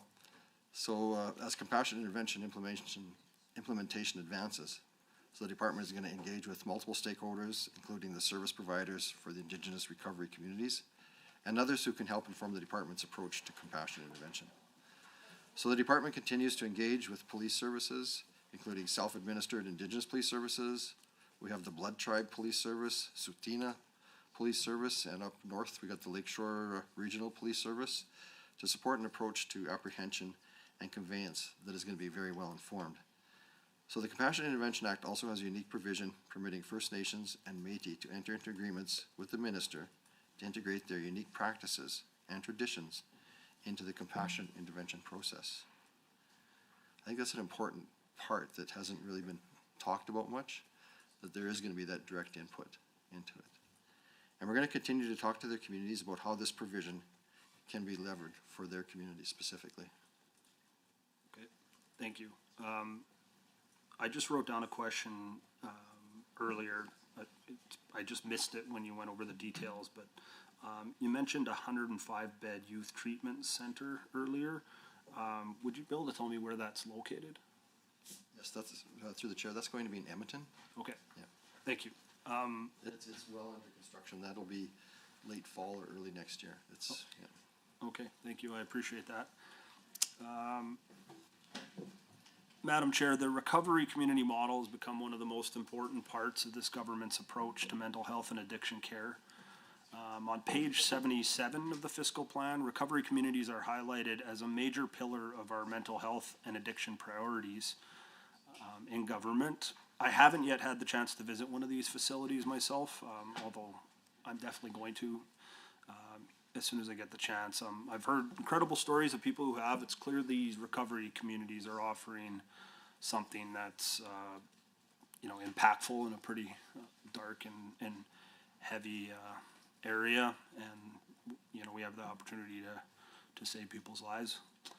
And in the north, we understand that staffing and other challenges make it difficult to build and operate facilities of this scale in our own communities. It's not going to stop every single one of them from asking for one, but I do understand the realities of the process and the recruitment and retention challenges we'll have. So it doesn't mean northern residents should miss out on the same supports. If these facilities can't be built in the north or in as many communities as they'd like, are we able to look, or can we bring Northern Albertans to the facilities, whether through transportation supports or other solutions that ensure equitable access? This was something, again, we made reference to in the Wisdom Council briefly that I attended, just because of the obvious drive and the challenges there. So my question through the chair is to the minister: for rural and northern Albertans who may not live near one of these facilities, what work's being done to explore transportation supports or other solutions to ensure they can still access this level of care? Through the chair, thank you. That's a great question, because as I've traveled the province, I've been to every First Nation out there, and transportation is such a huge issue, and especially for some of the remote communities there. So we are looking at the remote recovery community for Grand Prairie, and that's going to provide up to 75 beds to deliver promised addiction treatment and recovery beds in that region. And we're aiming to establish these services in fiscal year 27-28. And I recognize the transportation barrier that exists for rural and remote communities. And while we explore transportation options, particularly as Indigenous-led recovery communities are operationalized, we encourage people to contact the recovery community directly to determine whether the service provider is able to support with transportation or connect the person with transportation options. So recovery community operators may be able to facilitate transportation for individuals and, for example, those leaving a therapeutic living in a correctional facility or those completing detox at a facility relatively close by. And if you ever get a chance, I would love to take you to one of the recovery communities, and especially the therapeutic living units in the prisons. If you don't come out of there crying, you don't have a heart. I got to tell you that. It's pretty amazing what's happening in there. And one of the really cool things, I was in, I think it was Lethbridge, and there was a young fellow that I knew there from Musquecheese. He was offered parole, and he turned it down to stay in our program because he wants to become a recovery coach and go back to his community and help. So that's the kind of success that we're having in these things. It's pretty amazing. Thank you, Minister. I appreciate the answer.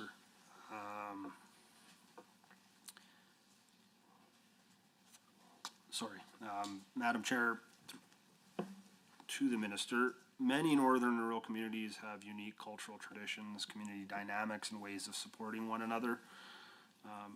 What work's being done inside of these recovery communities specifically, if you know, even if they're located outside the north? Would you be able to get into maybe some more of the details on how they'll reflect and respect cultural and community needs for the people who travel to them? I mentioned the language earlier, or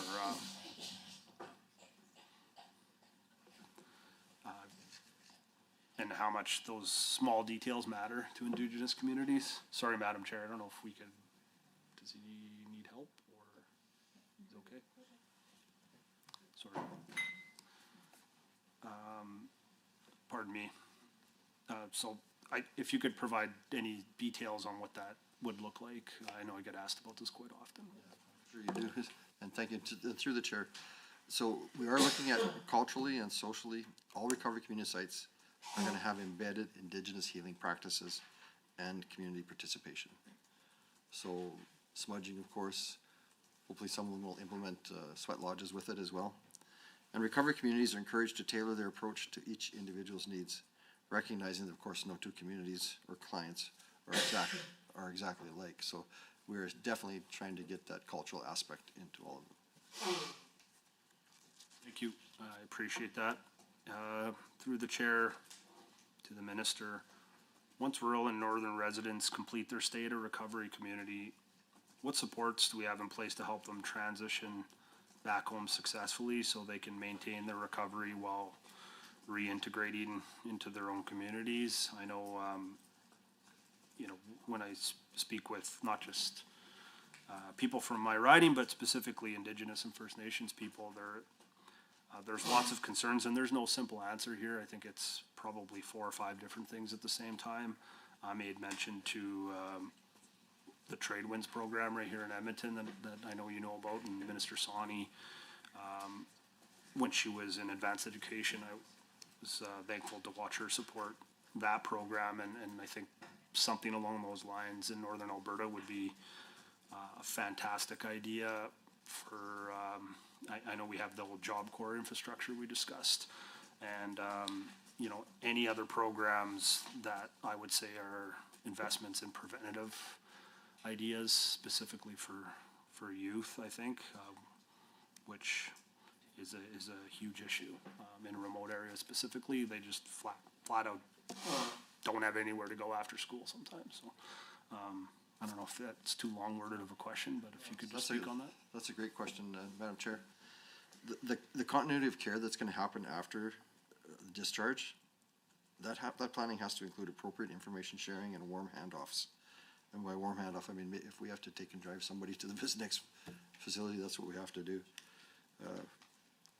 Recovery communities are skilled in supporting these transitions. For example, 94% of people transitioning in recovery were discharged into safe housing. And additionally, transition support is where support from a recovery coach can be helpful as they work alongside individuals and care providers. The broader recovery-oriented system provide peer-based support and referrals for smoother transitions. And like you say, the programs like Trade Winds, where we can start giving people back that hope and the training they need to get back into society and start earning a living and feeling good about themselves. I think that's such an important piece of the puzzle. We have to really focus on that, and I'm glad that you brought that up, because that's a great idea. Thank you, Minister. Thanks again to your staff. I think a few of them came with you up to Northern Alberta too, and we appreciate seeing you guys there. So, Madam Chair, I will cede the rest of my time, if that's okay, unless the Minister has some closing remarks. Thank you so much, member. It was nice to have you join us this evening. Glad to hear your questions and the thoughtful answers from the Minister. We are going to move over to the government side. Would you prefer blocked or shared time, member? Should it please the minister? And hopefully you'll share after you shared with everyone else. My feelings might be hurt if you said no to me now, to be honest. Well, through the chair, I do want to start by thanking the minister and his department for the work that they're doing for compassionate recovery. I hazard a guess that sadly there's probably no one in this room who hasn't been touched with knowing someone with mental health or addiction issues. It's a challenging, sorry, I don't know why. I know why I'm getting emotional. I just didn't expect to. Sorry. Don't mean to bring my personal things in here. So I do want to thank you for what you are doing.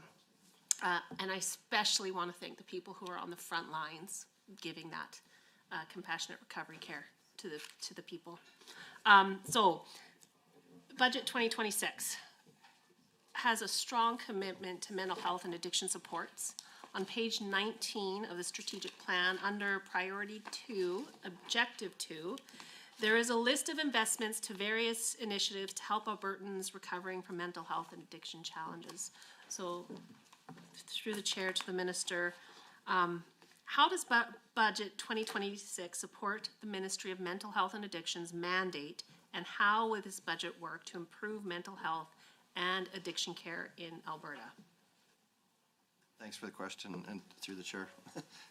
You're gonna get me going here, because I don't think I've gone anywhere where there hasn't been someone like you that's come up to me after we're done and said, I need help. There's somebody in my family, there's a son, a daughter, a sister, a brother. This is impacting everybody, so there's no stigma here, so my heart's with you. Sorry. That's okay. So I'm very pleased that our budget in 2026 continues to invest in expanding Albertan recovery model and focuses on what matters most. Ensuring anyone struggling with mental health or addiction challenges has access to supports required to pursue recovery. So, like I said earlier, our budget is $2 billion, an increase of $167 million, or 8.9% from 25-26. Now this includes operating expenses, the $2 billion, $20 million in capital grants, and $19 million for inventory consumption, mainly for drug costs. Now this is mental health and addiction's largest budget to date, reflecting an increase in wages for frontline healthcare professionals and the work we're doing to address pressures in the acute care system and prepare for the implementation of compassionate intervention. This budget will continue to provide Albertans with continuum of recovery-oriented supports and services with a priority on frontline addiction treatment and psychiatric care. Budget 2026 capital funding will also continue to increase capacity in the mental health and addiction system by building critically needed infrastructure, including building the remaining recovery communities, compassionate intervention centers, and facilities for youth struggling with complex mental health challenges.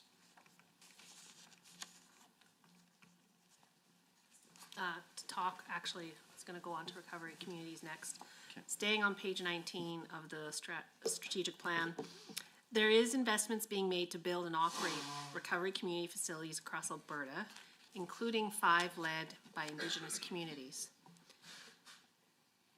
To my understanding, the facilities work with people facing addiction to recover from their addiction while learning to rebuild their lives. So if I could ask a few questions through the chair on some details on the recovery communities.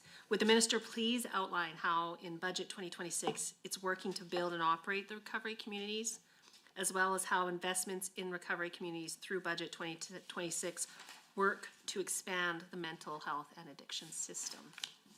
Through the chair, thank you so much for the question.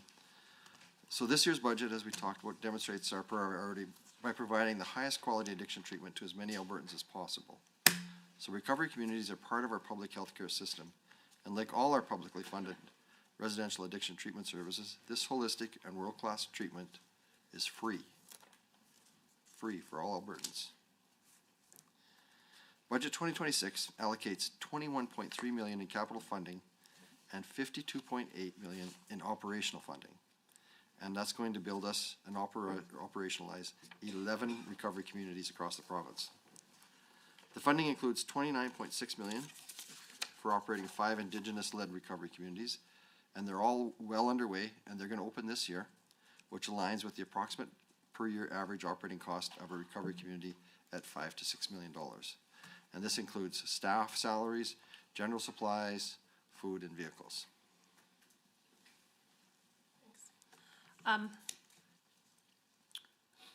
I'd like to touch on a compassionate intervention. It's something as far back as during my by-election, I had constituents who were very happy to see this coming, and they had lots of questions about it. So on page 119 of the business plan, key objective 1.2 is about implementing compassionate intervention in collaboration with community, government, and Indigenous partners. The recovery communities are a voluntary treatment facility, we understand that, but compassionate intervention is for individuals who are likely to cause substantial harm to themselves or others due to their substance use or addiction. And so with that in mind, through Madam Chair, I'd like to ask, with respect to the compassionate intervention centers, how is funding in budget 2026 going to support compassionate intervention legislation?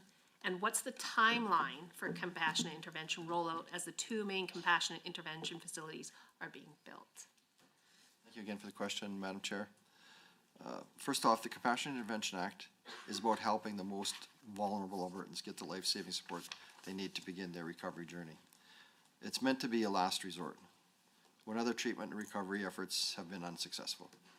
So Budget 2026 is investing $318.6 million over 3 years, up to 2026 through 2029, and that's going to renovate existing facilities and build 2 150-bed compassionate intervention centers, one in Edmonton and one in Calgary, and the construction is expected to begin this year. Now, these facilities are essential for delivering safe, secure, and individualized care in a medically supervised environment. So that $291 million for the 2 compassionate intervention centers, $20.2 million for renovations to establish the Northern Alberta Youth Recovery Center, and $7.5 for early compassionate intervention beds, and $42.5 million for early implementation operating costs. So it's kind of a two-phased, because I wanted to get going quicker than it's going to take to build them. So that's why we're investing some money this year with existing facilities to get the program started sooner. Thank you to the Minister for that one. Talking about correctional and remand facilities, I'm staying on page 119. This one's key objective 1.4 of the business plan. It involves providing quality mental health and addiction services in police and correctional facilities. The minister has spoken about therapeutic living units before, and so I do want to get some more information on what I think is a very important program.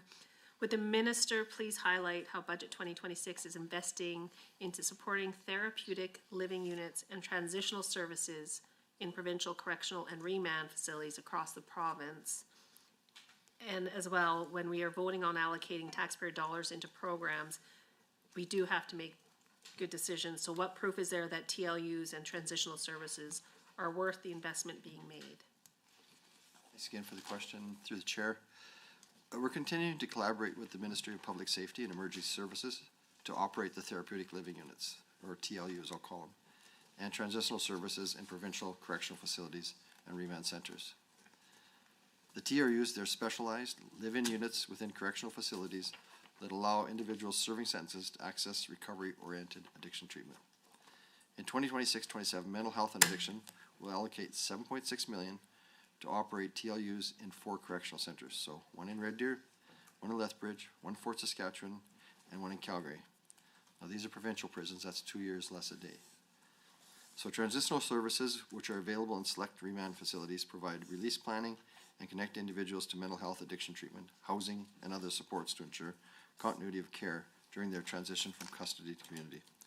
This support can include connecting individuals in custody with recovery coaches who help motivate positive behavior, change related to their addiction, and these coaches also provide referrals and support, warm handoffs to other recovery-focused services within communities.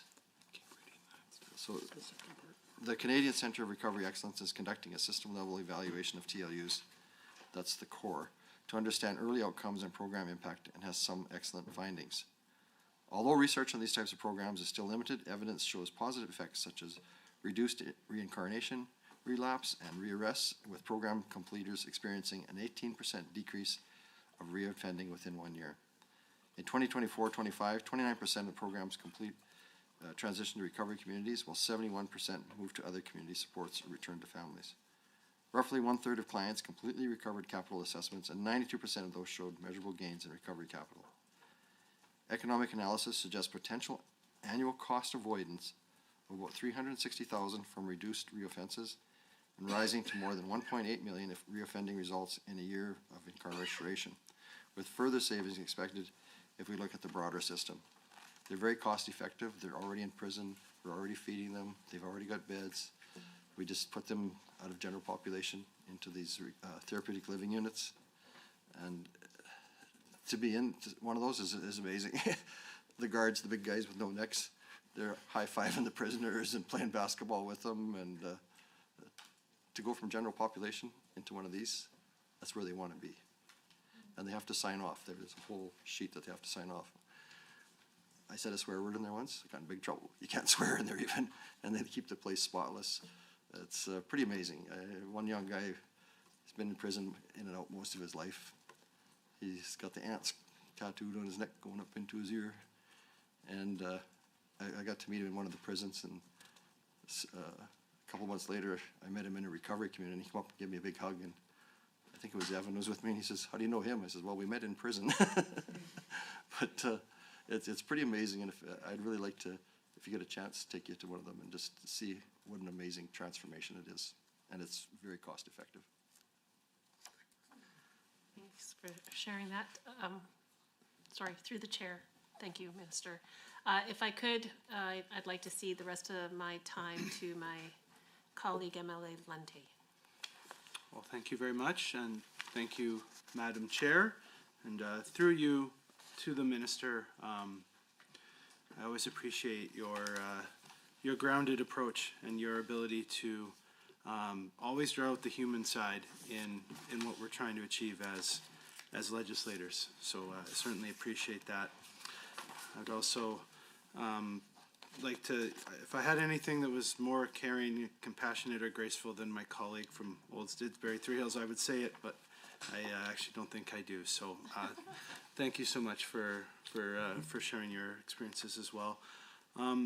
Minister, through the chair, I know you touched on Casa House earlier, and I certainly look forward to getting a chance to, go up to Sherwood Park and being someone who's in the region and close. I look forward to that, and there can't be anything more important than the health of our children, and that includes mental health, of course. So, Madam Chair, we're on page 121 here of the business plan, and that does reference this $46 million budget allocation, including $33 million to operate Casa House facilities in partnership with Casa Mental Health. So, to the Minister, I'd love to give you a chance to expand on some of your preliminary comments on this. Just how will this funding from budget 2026 work to add beds to the mental health and addiction system, and maybe if you wouldn't mind through the chair, how will this investment enable the aims of Outcome 3, namely that Alberta's communities are engaged and have the capacity and resources to support families and help individuals leading satisfying, hopeful, and contributing lives? Thank you for the question through the chair. The expansion of our specialized services like Casa Houses, this can be a critical step in improving access to youth mental health care within the mental health and addiction system. Youth who benefit from Casa House programming are experiencing mental health challenges that are complex but do not require treatment in an acute care setting or a psychiatric hospital. The goal is to support kids closer to home, reducing the need for hospital stays, and including parents and caregivers also in the program. Casa House facilities are planned for Fort McMurray, Calgary, and Medicine Hat, with the aim of Fort McMurray and Calgary opening in 2027 and Medicine Hat by 2029. The existing Casa House in Sherwood Park area is going to be updated by 2029 as well. And each Casa House is going to have 19 treatment beds. So once completed, we expect to quadruple provincial capacity to serve more than 300 youth each year. I got a little action. It's on the second part of your question there. So the key objectives and related investments under Outcome 3 are intended to empower communities and families to support individuals in the recovery journey. So we are working with our partners to provide a range of programs, services, and resources in more communities across the province to foster resilience and well-being and help Albertans facilitate and sustain recovery. So investments are focused on long-term treatment infrastructure, such as recovery communities, targeted programming to provide culturally appropriate services, and community-based prevention and intervention initiatives and mental health supports for children and youth. Combined, these investments cover the full continuum of the Alberta recovery model, from prevention and intervention to treatment and recovery, and that promote and achieve better health and wellness for individuals and for their families and hopefully for our communities. Thank you so much, Minister, through the chair. Appreciate that information and the especially information on those new sites. I know we've talked a little bit about recovery-oriented system of care, but I think it's important that we give the minister a chance to expand on some of that information. So we know here in Alberta that the government has made major investments into this recovery-oriented system of care. We see the provision of a continuum of services to Albertans, including prevention, intervention, treatment, and recovery supports.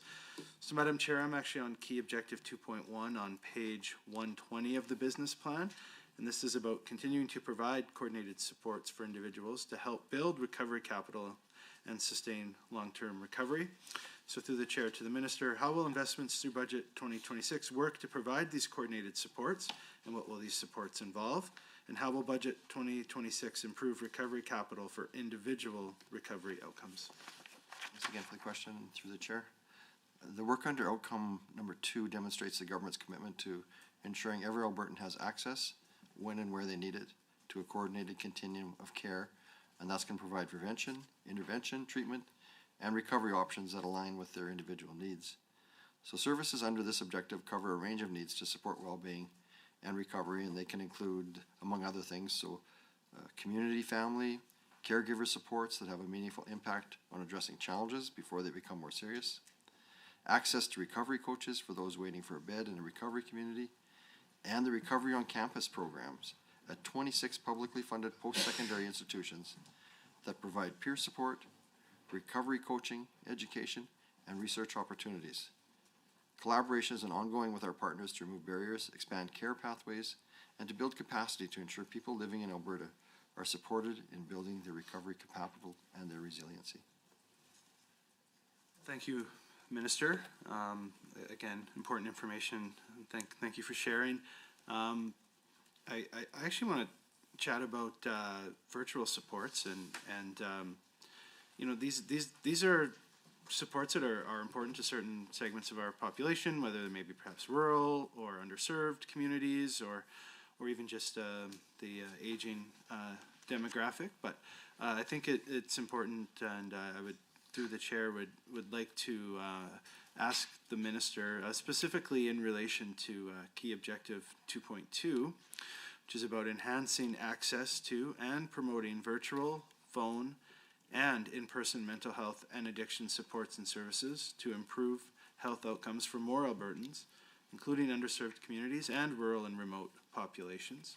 So through the chair, Minister, what sort of services will be funded through budget 2026 to accomplish the aims of this key objective 2.2, and how does the funding through budget 2026 go to improve outcomes, especially for Albertans in underserved communities and rural and remote populations? Thank you.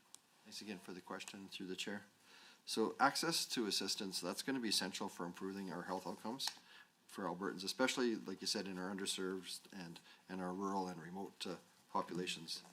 That's why we're funding, coordinating, and consolidating helplines that provide information, navigation services, and referrals to mental health and addiction services.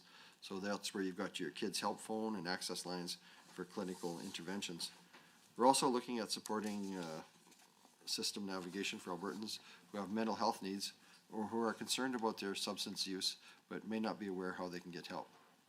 So starting April 1st, 211, that's going to be such an important number to remember. 211 will become the single front door for multiple mental health and addiction services and support, with fully integrated navigation, warm transfers, and standardized pathways, and depending on the caller's needs, such as information on Recovery Alberta walk-in, virtual clinics, warm transfers to Recovery Alberta's clinics, warm transfer to HealthLink. All right, thanks everyone. That concludes the government member's first block of questions. Now we move to the second round of questions and responses.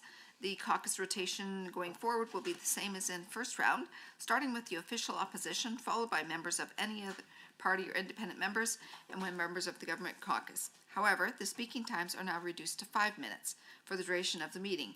We'll begin this rotation with a member of the official opposition will have up to 5 minutes for questions and comments, followed by a response from the minister, who may speak for up to 5 minutes. After both individuals have had an opportunity to speak once, we will then move on to the next caucus in the rotation. If the member and the minister agree to share time, We will proceed with a 10-minute segment, during which neither the member nor the minister may speak for more than 5 minutes at a time. Members are reminded that they may not share any unused portion of their 5 minutes with another member. So that's very important to members. You cannot cede your time to another member. So member minister, do you wish to share your time or have blocked? Share? We'll share, yes. Okay, please proceed. But just to clarify, Madam Chair, it's still just 5 minutes. It's 10 minutes, but you can only speak for a maximum of 5. Right, okay, Yes. so that will be monitored. Yes. Okay, thank you. I just, through the chair, the minister kind of pinged something for me around the benefit of 211.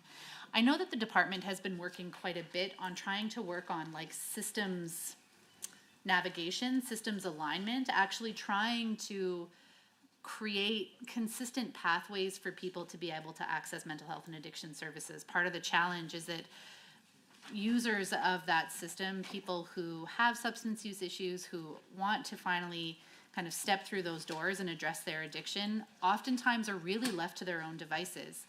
I wonder with 211, has there been any conversation with the department about creating some kind of a centralized list so that an individual doesn't just have to essentially Google where is the nearest detox facility, what recovery center or what facility, whether it be a recovery community or any of the other dozens of private and not-for-profit, for-profit and not-for-profit recovery facilities exist in Alberta.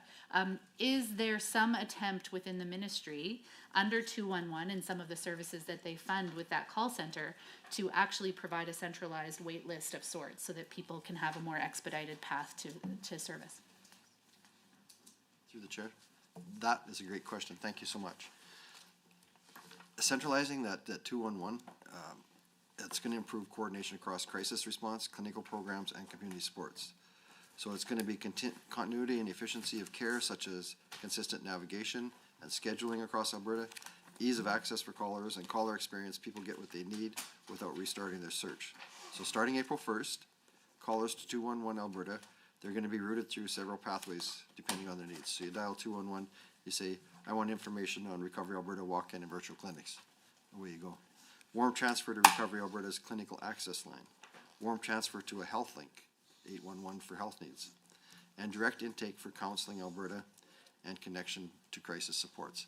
So that 211 number, I think, is going to be probably one of the better things that we've really got going this year for people, because like you say, you're in crisis, what do you do? Like, who do you call? And so this is going to be really important. You can hit that 211 and it's going to take you, and I can tell you from my own daughter's experience, it works. So. And the second part is the dashboard. Okay, so we have a little supplement here. So a dashboard is being developed to provide real-time bed availability and contact information for publicly funded withdrawal management, treatment, and recovery beds across the province. So you phone in, you're from Southern Alberta, where can I go? So this. Through the chair, just a point of clarification, is that a dashboard that's available to those out on the call center end, or is it also then posted publicly for individuals to see?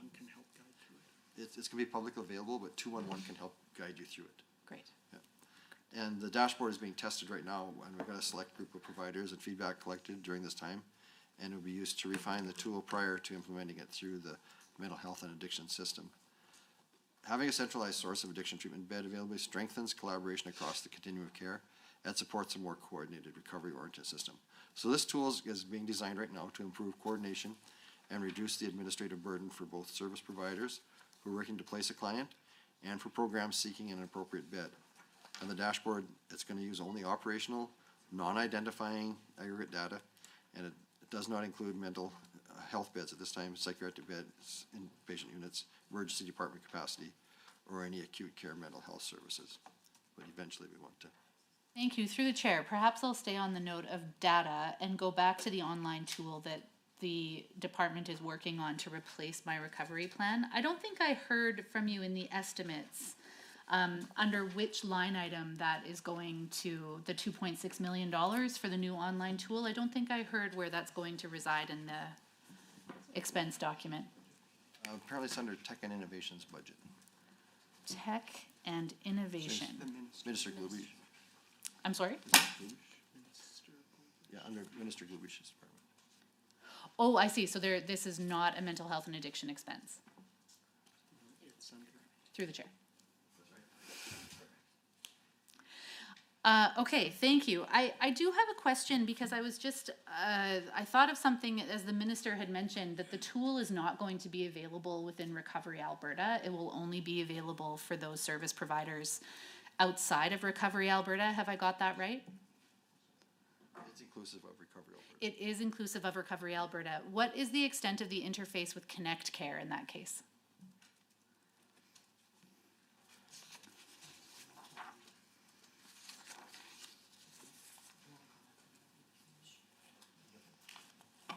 Thank you for the question through the chair.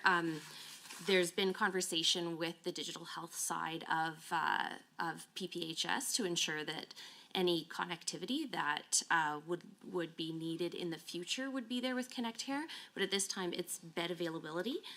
So that's not something that is counted through Connect Care. It's counted through Recovery Alberta's contracted service providers as they do head counts, and they report that into Recovery Alberta, who reports it into the ministry to provide the data into the dashboard that we're testing.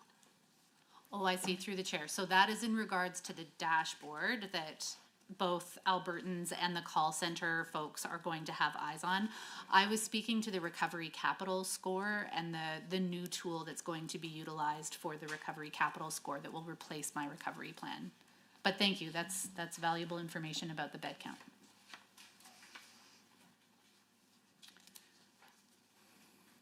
What's your question on my recovery plan then?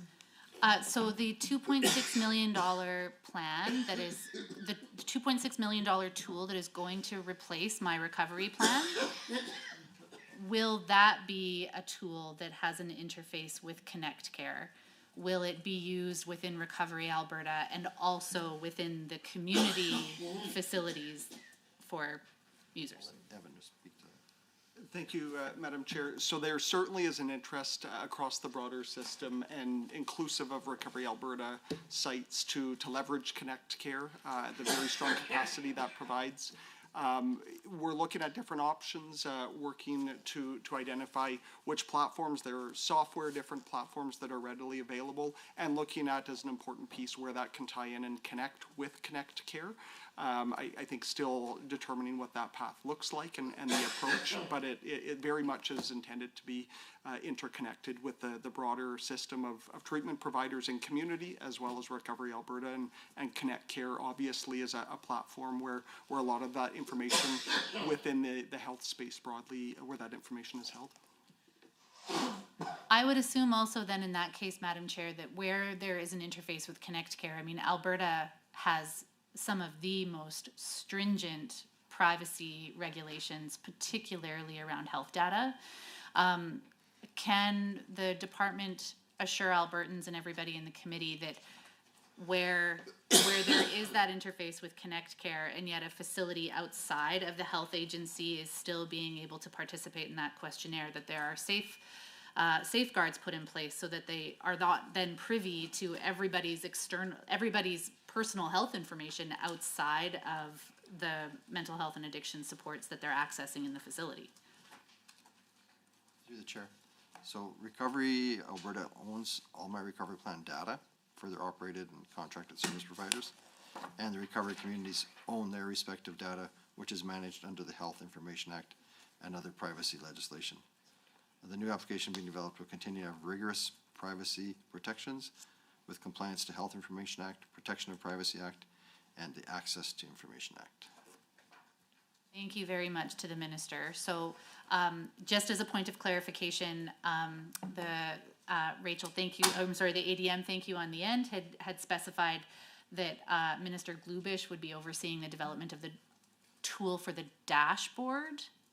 But what about this, the replacement of my recovery plan? I'm sorry, Madam Chair, I don't have a name for the thing. It might help a little bit, but the tool that is going to be replacing my recovery plan until it gets maybe a jazzier name, is that 2.6 million going to be an expense of the Mental Health and Addiction Ministry?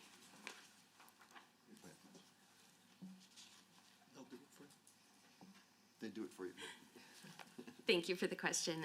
Through the chair, the 2.6 million is being asked for through tech and innovation for the replacement to my recovery plan. the dashboard around bed availability is being developed from within mental health and addiction with some funding that is already in existence for a digital team. Thank you very much. And so I might get this in very quickly. What in that case does the information technology line item 2.6 under Recovery Alberta include? We'd be happy to.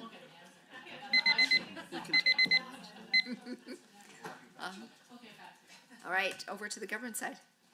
Thank you, Madam Chair. And to the Minister, are you good with Sharon, or do you want block, or?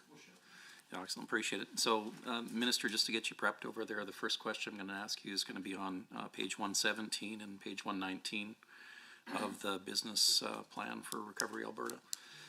So mental health and addiction challenges continue to impact many Albertans and their families, obviously, and ensuring timely access to those supports, especially in rural, is going to remain a key priority for everybody. And strong coordinated service delivery is very much required.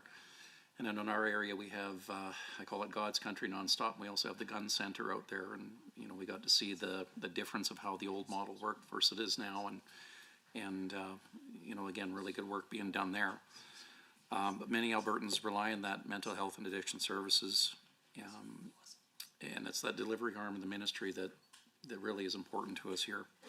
So it's a provincial health agency, as folks may know, and it's frontline healthcare workers and physicians and the contracted community support providers and volunteers. And budget 26, it looks like it allocates 1.7 billion, and that's with a capital B, to those services across the province. So with that, Minister, through to the chair, what priorities will this funding go towards in 26-27? And can the minister speak on how the ministry is measuring effectiveness of the Alberta's Recovering Plan, including the outcomes for those Albertans? So whether it's a KPI or some other method, can you tell us what that is? Thank you for the question. Through the chair. As a provincial health agency, Recovery Alberta has an important system leadership role along with the Department of Mental Health and Addiction in ensuring that Albertans have access to a full continuum of high-quality mental health and addiction services. So the 1.7 billion allocation in 26-27 for Recovery Alberta is to deliver inpatient psychiatric care, outpatient care that includes walk-in clinics and virtual supports and community mental health and addiction bed-based treatment. So Recovery Alberta also provides all health services within provincial correctional settings. And Recovery Alberta priorities for 26-27 include implementing compassionate intervention, ensuring patients and families have access to coordinated, integrated, innovative, and recovery-oriented programs and services, and building support and engaged with highly skilled workforce. So it's a huge continuum of care that's happening out there. Yeah, appreciate that, Minister. And again, I know there was a bit of a pivot there a while back to get this, and I appreciate you and your team doing this.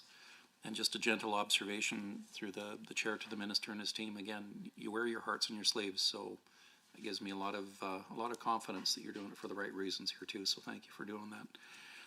Looking at page 19 in the strategic plan, there's 121.1 million is allocated for delivering medical withdrawal management and bed-based addiction treatment services, and then enhancing the quality of programming to support the Albertans pursuing recovery from substance use issues.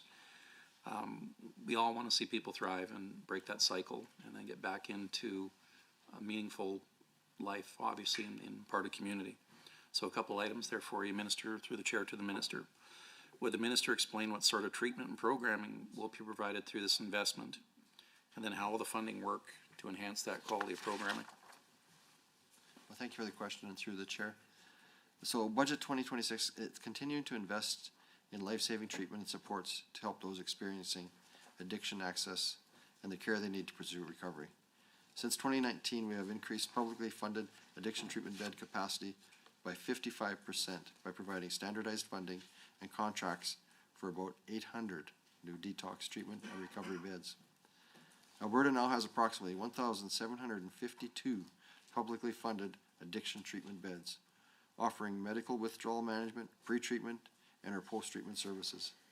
1,478 publicly funded beds are operated by contracted by Recovery Alberta, and 274 publicly funded beds are operated in recovery communities, with another 375 beds anticipated to come online this year when the 5 Indigenous-led recovery communities are operation.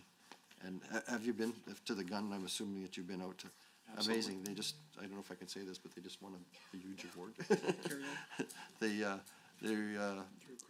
Through Accreditation Canada, they got 100%. You can't get higher than that. And the people that, yeah, 100, You know, the people that, Sharon, the time people here, that, now we're gonna brag up my area, so I'm literally It having is. constituents texting me right now saying, the minister had better say about how we did out there. Like, they're It's pretty darn amazing. proud of this. and they've been so accepted into your community there. Yep. Like the guys go out when it snows, they're shoveling sidewalks. They keep the grounds like a golf course. Like I was so impressed when I was there. The things that are, it's literally, the accreditation people said it's the best one they've seen in North America. It's pretty amazing. So you got something really to be proud of there. No, it is, and through the minister, through the chair, through the minister, again, my understanding when we're setting it up and doing that, there's also performance metrics that are shared between the different groups.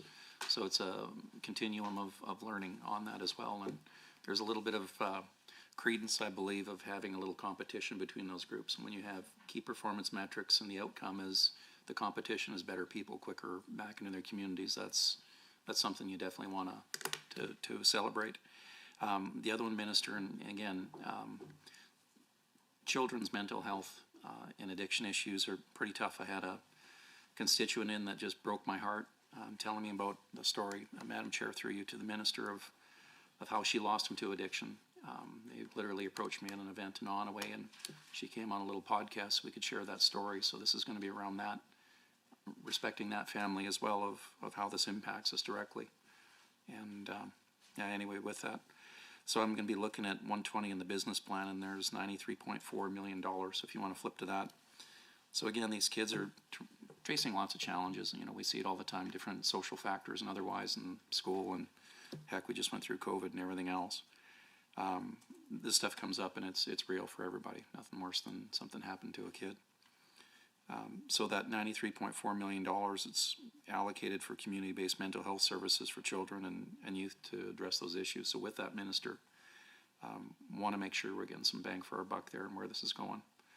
So first part is, what are some of the examples of services being made available, and how do we know that they'll improve the mental health and wellness for the children and the youth? And then the second part of that is, how are these services being expanded or enhanced through 2026, the budget? Thank you for that question, and through the chair. This is probably going to be where I focus a lot of my attention this year, is with the youth. If we don't help these kids, we're in a lot of trouble.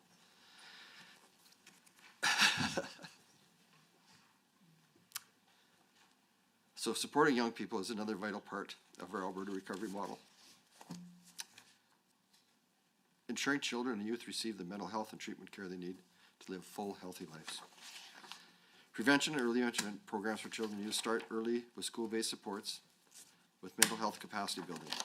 So we've got integrated school support programs, Kickstand, youth mental health hubs, Kids Help Phone, education and training for professionals. You've probably seen me on TV starting to open up some of these Kickstand programs. This is such an amazing program, and I don't like to brag up the federal government, but I actually invited her out to one of our openings at Calgary, and she showed up with her checkbook. So it was pretty amazing, and it's great to be able to work with the federal government to get these programs up and running.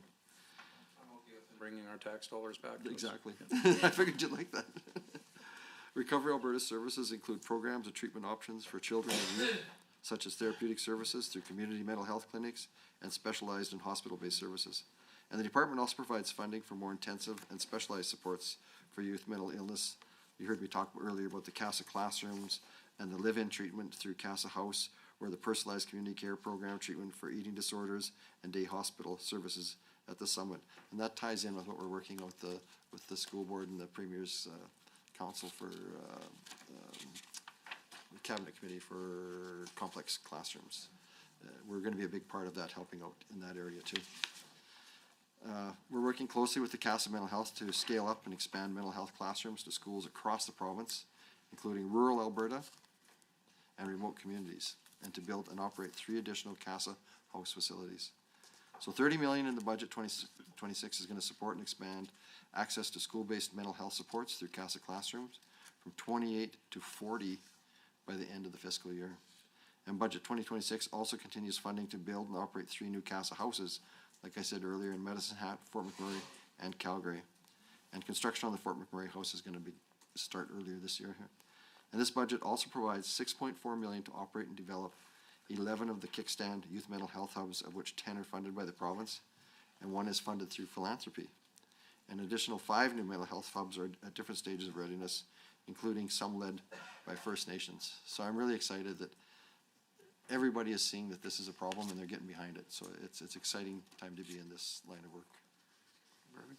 Well, there's not much time, and I don't think I can ram through a question as quick as I did, but just want to take the time, Chair, through the minister and the team again to thank you, especially for the work on the youth.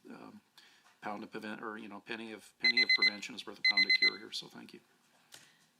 All right, thank you, government members. We'll be going back over to the official opposition. Thank you, Madam Chair. I will give the department a chance to answer my question from my last block. Can they just very briefly tell us about what the information technology line item is on the estimates, please? They can put it away. Just signal we can table in greater detail. I'll have to get back to you on that one. We'll get you a good layout on that. Sure. Thank you so much. Okay, I'm going to shift maybe continuing on the theme of speaking about youth and the care that they're receiving. On page 121 of the business plan, there is a recommendation, or I'm sorry, perhaps a performance. See, I don't want to get it wrong. One of the key objectives here is to respond to addiction and mental health related recommendations of the OCYA, the Office of the Child and Youth Advocate. Can the department please tell us which performance indicators or targets in the 2026 budget or business plan will track progress on implementing the OCYA recommendations related to mental health and addiction? And these include, per the recommendations from the office, including service access, waitlist reduction, and youth outcomes.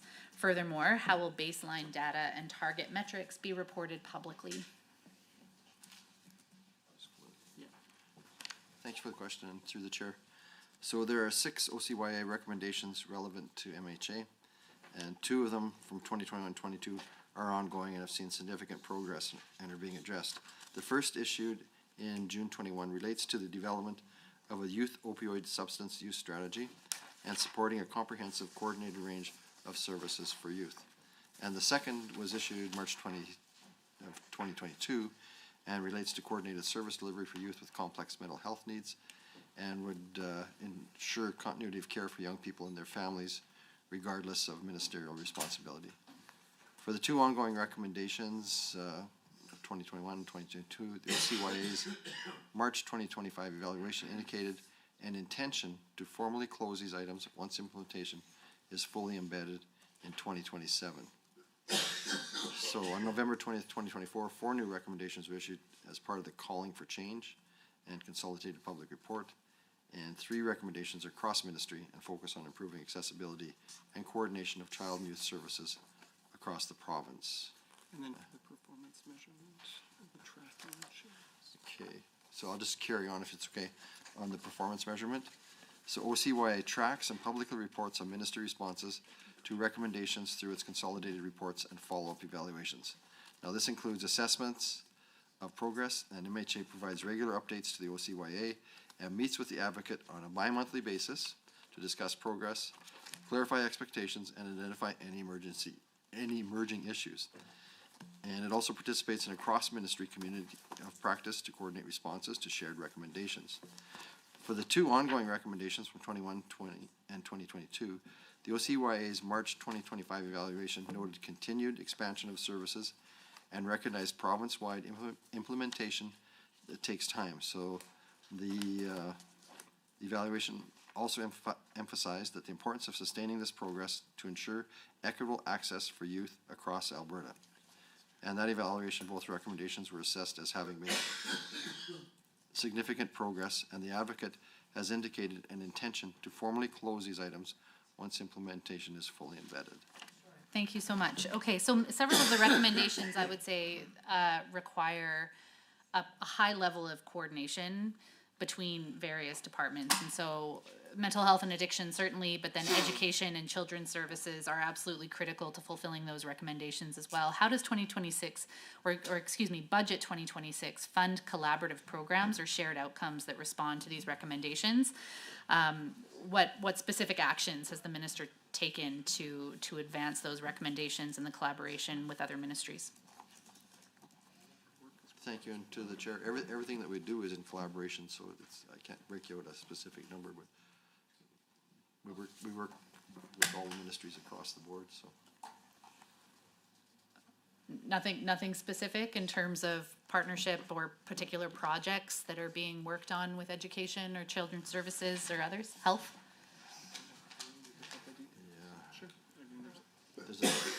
There's a lot of stuff, but I'll let Corinne jump in. If I may, through the chair, I can give a couple of examples. So one example is the work that we're doing with Child and Family Services on the personalized community care homes. So there's 2 homes, one in Calgary, one in Edmonton. They were designed for very specific youth with very complex needs, those youth in mind. Some of them have kind of graduated out of that program now, but those programs still exist. It's funded partially through Children's Services, partially through Mental Health and Addiction, and Recovery Alberta also provides services in those facilities. We also work with Children's Services on the Youth Virtual Opioid Dependency Program. So there's partial funding from Mental Health and Addiction as well as Children's Services. That program was initially designed for youth in group care homes so that they could have access to those services. Yeah, I was certainly, thank you very much for the answer. I was immediately going to go to the risks, of course, of providing care virtually to a child and what levels of safeguards are actually being provided by a guardian in those cases. But knowing that this is actually happening in a group home setting, then there is some further caution taken. Speaking of touring really exceptional sites across this province, one of the places that I got to tour in my early days as shadow minister was to the Summit. And the Summit is just a really exceptional organization, a really exceptional facility in Calgary's inner city that provides complete wraparound, very robust mental health care supports for youth. Fortunately and unfortunately, Madam Chair, the Summit is funded by the Alberta Children's Hospital Foundation. So it opened with philanthropic dollars, not public spending dollars. I wonder if the department has considered, is familiar with the Summit. Have they considered creating similar kinds of facilities across the province? The impact has been monumental. And I can't imagine how incredibly scary it must be for a youth to have to go and talk about and access mental health supports in an emergency department in a very busy hospital. The Summit is designed, it is made for, it is absolutely uniquely created to meet the needs of youth struggling with their mental health. And so have there been considerations by the department to replicate the model in other jurisdictions in the province and perhaps to fund future ones? Because thank goodness for hospital foundations that really do step up to the plate when government is unable or unwilling to do so. So please, just commentary from the department on whether or not models such as that are on the table. Thanks for the question, and through the chair. We do cover the operating on that, and the expansion of the specialized services like CASA and Summit, that's a critical step in improving access to youth mental health care. The full impact of investments on wait times across the system is still being evaluated. CASA's seen wait times improve from 56% in median wait times for some of their specialized programs, including meeting a 60-day access target. So for programs where waitlist data is not available, such as the Summit, day hospital access and outcomes are measured through service volumes. So from April to December 25, the Summit recorded more than 9,400 appointments at walk-in, intensive community treatment service, and day hospital combined. Without community-based services such as the Summit, some of these youth would require more intensive services through emergency departments and inpatient stays, so they are doing a great job there. Through the chair, can the minister define what is the operating budget in that case for mental health and addiction to fund the Summit? And is it a more effective spend when we're talking about 9,400 unique individuals, perhaps the minister can clarify if it's unique individuals or 9,400 visits, and perhaps that was a single person making multiples. Yeah, what is the operating budget for the summit for 26-27, and how does it compare to operating budget for, let's say, the emergency department at the Alberta Children's Hospital, because then we are talking about a similar population and a similar demographic? Through the chair, thanks for the question. So Recovery Alberta funds $3 million for 26-27 for the summit. And they may not be all unique, but it's appointments, so some could be the same. Appointments. Through the chair, would the department be able to provide the committee with unique individuals in the last fiscal? I wouldn't have it right now. We could look into it and see if we can find it, yeah. Thank you. And back to my question then about how that operating funding compares to the emergency department. I know it's hard when we're not just talking about mental health in the emergency department at the Children's or at the Stollery, but how does it compare to have that kind of specialized space versus the emergency department at hospital as far as the value for dollar? I don't think I'd be able to break that out for you right now, but like the Children's Hospital in Calgary. Oh, thank you so much. Members, we'll move back over to the government side. Please proceed, member. Thank you, Madam Chair. I take it as share time, Minister. Okay. Okay. Also, I would like to thank Premier and Minister and all the staff for the coming to Calgary's constituency for the grand opening of Recovery Center in Calgary East. It has 70 beds there, and we really chatted with the staff there and the patients, and definitely we really got good feedback from that place there. Thank you, Minister, again for coming. And my question is, through you, Madam Chair, and my question is on treatment and referral pathways. And we see the impacts of the addictions in our cities and on our streets. Key objective 1.4 on page 119 of the business plan entails advancing treatment referral pathways and appropriate supports to help people who interact with the justice system initiate recovery and provide access to quality mental health and addiction services in police and correctional facilities.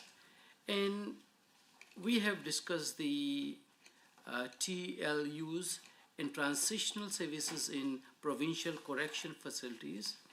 So my question is around the relationship between the police and the treatment.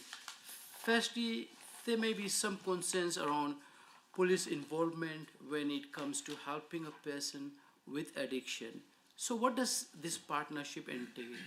And through the chair, how is the budget 2026 going to advance key objective 1.4, and what services and partnerships with police will be supported through budget 2026? Thank you, Mr. Thank you so much for the question, and through the chair. So local police services and the Department of Public Safety and Emergency Services are important partners in Alberta's recovery-oriented system of care. Now, as first responders, police are often the first contact for vulnerable Albertans who are experiencing addiction or the mental health crises. Police and crisis teams are specialized units that pair police officers with mental health professionals to respond to police calls for service involving individuals in mental health crisis, offering de-escalation, assessment, short-term follow-up, and connection to appropriate care. We also support human-centered engagement and liaison partnership or HELP teams that pair police officers with social navigators and mental health therapists to provide outreach services to people struggling with addiction and mental health and connect them with essential community resources and supports by providing referrals, follow-ups, and case management plans. In Calgary last year, the data from Alpha House Beltline Help Team showed tremendous impact from more than 9,000 interactions with individuals experiencing homelessness and intoxication.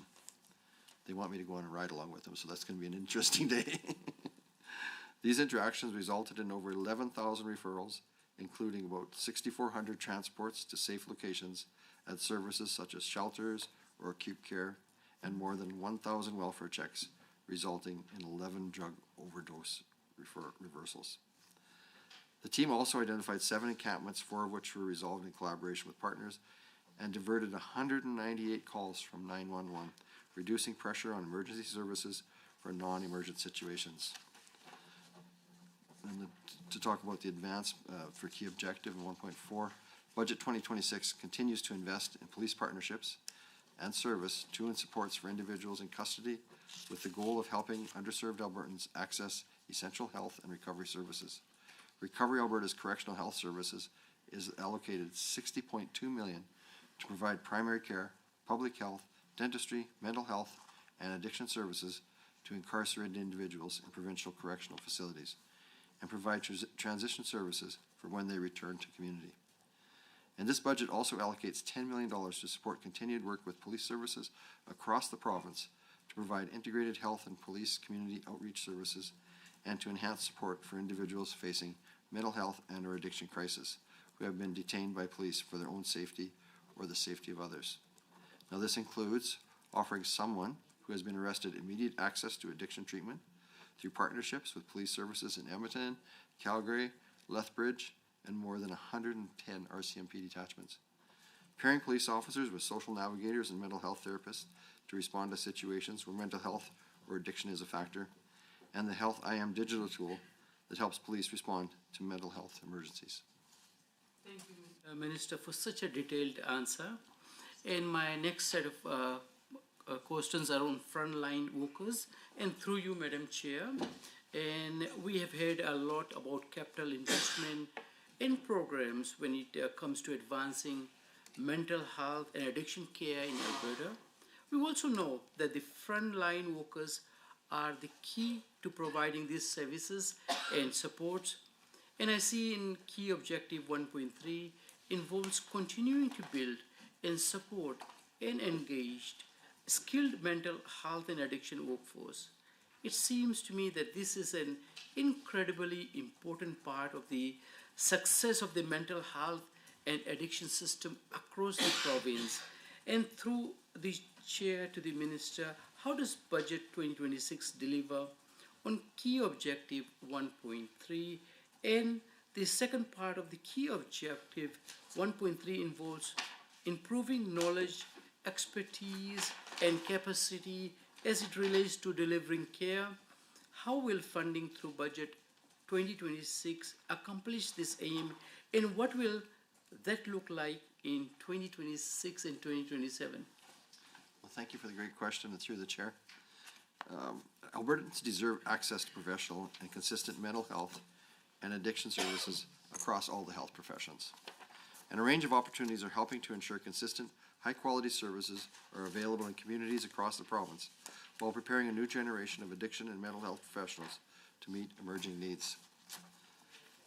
To advise on current and future workforce needs of the Alberta Recovery Model, I have formed the Mental Health and Addiction Recovery Workforce Advisory Committee, and it's to support provincial workforce planning and implementation for mental health and addiction services. We're also actively working to ensure Recovery Alberta has the clinical workforce and corporate supports it needs to deliver high-quality services, both through supports embedded in Recovery Alberta and via the health shared services. And collective bargaining increases are also included in our 26-27 estimates. On the second part of your question, in 26-27, almost $1 million is allocated to support operation of the Recovery Training Institute of Alberta, and that provides specialized training and sessions for those employed in recovery communities, therapeutic living units, and other addiction treatment organizations to enhance their skills in providing effective care. Also in 26-27, $1.7 million is allocated to the Recovery Coach Academy of Canada, and that's provided training to more than 750 recovery coaches across Alberta. The recovery coaches ease the burden on clinical services by supporting people on wait lists and preventing escalation of more serious addiction by intervening early to prevent or mitigate the effects of relapse. And we're working on service delivery planning, recruitment, and training programs to support compassionate intervention implementation. And we collaborated with Advanced Education to add 761 new seats by investing $10 million over 3 years for more mental health care professionals in post-secondary programs. And on the recovery coaches, what I'm finding is the people that have come through the system, and who were addicts. They take the training and then they go back and they want to help. So a lot of the people that are recovery coaches are people that have lived experience and are now working back in the system. So it's pretty rewarding to see that happen. Thank you, Minister, for the answer. And my next set of questions through you, Madam Chair, is as legislators, Committee of Supply meetings are an excellent way to get caught up on what ministries like mental health and addiction are planning to accomplish in the year ahead.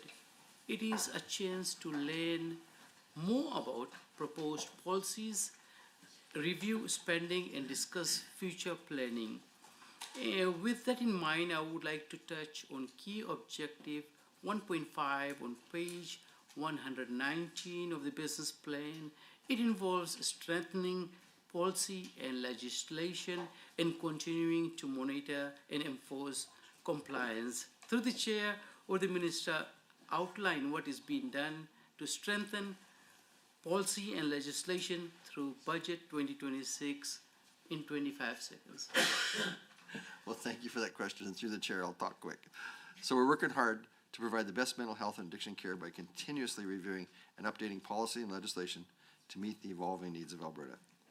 Last year, the Compassionate Intervention Act was introduced and later passed in May, and the work is underway along service delivery planning and preparation for launch of Compassionate Intervention in 2027. All right, back over to the official opposition.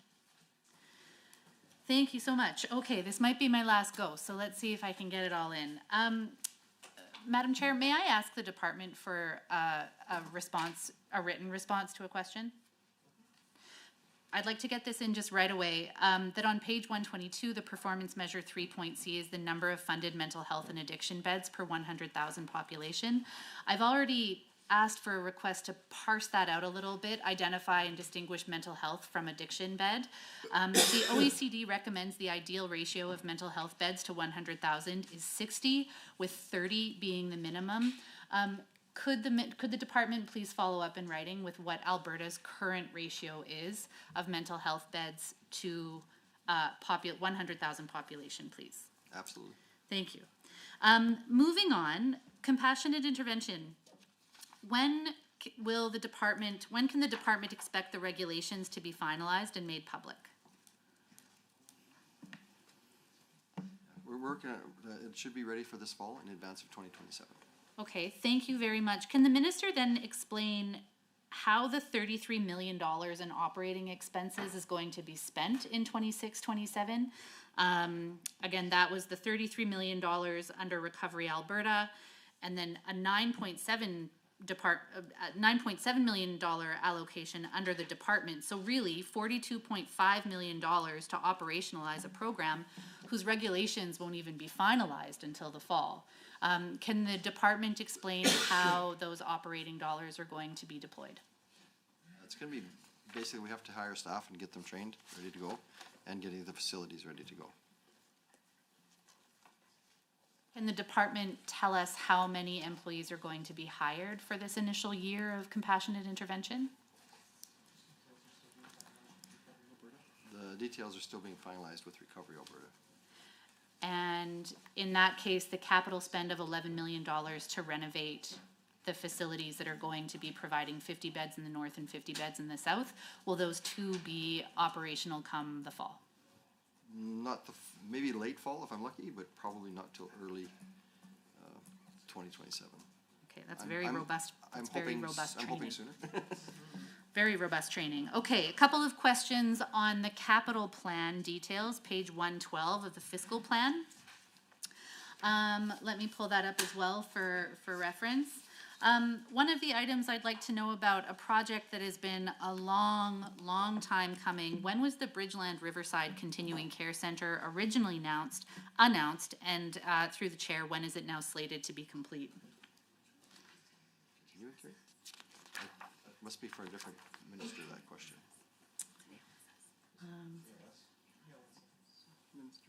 That'd be Minister Nixon's department probably. Oh, I see. So because it is focused exclusively on complex mental health care patients, does this department have any participation in the Bridgeland Riverside Continuing Care Center?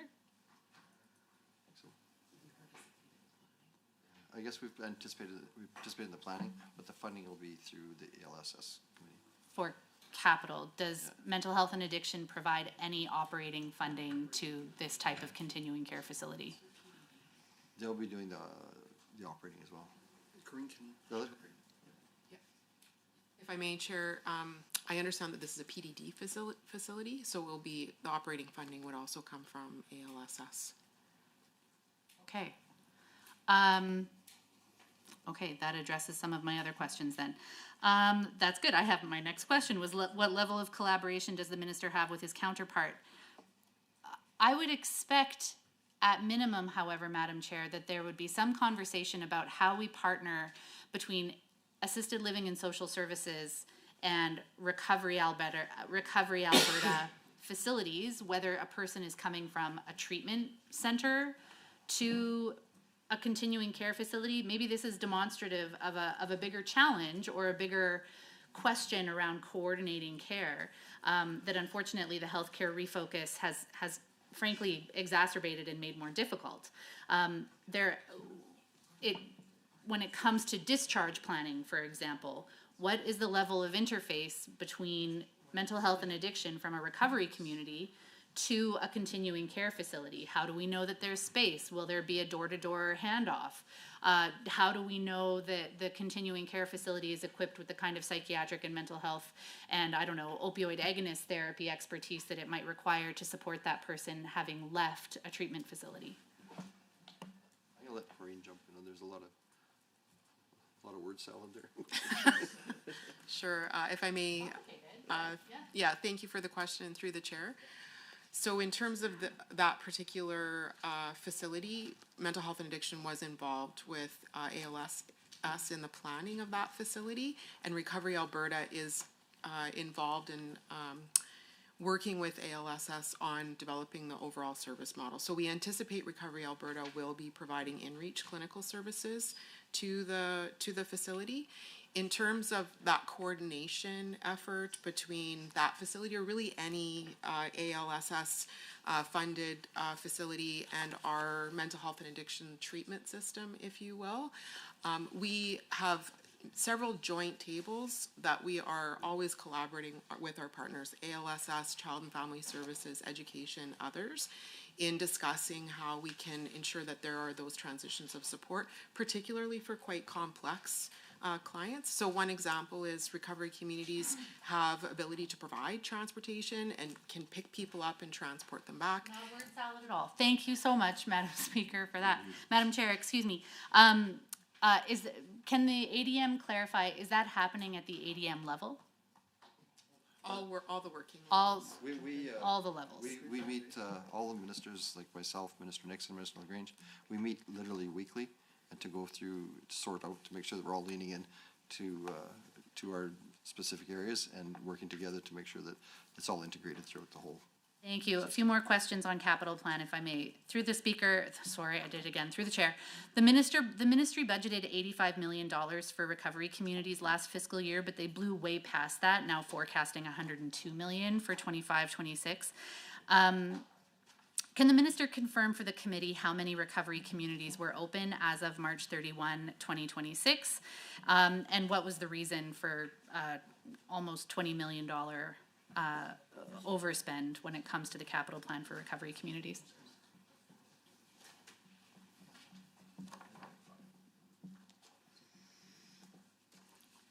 We'll have to verify the date, but I think there was 5 opened as of that date. And it's related to cash flow and readiness to buildings. Cash flow and readiness to building. So it's a moving target. We're trying to move them all, get them open as quick as we can. So they're all moving along fairly rapidly. We're going to open 5 more this year, like within the next 2 to 3 months. So. Through the chair, if last year's budget exceeded the capital plan by $20 million to build recovery communities, does that indicate that we're ahead of schedule in terms of opening the doors? We're actually on schedule, I guess, yeah.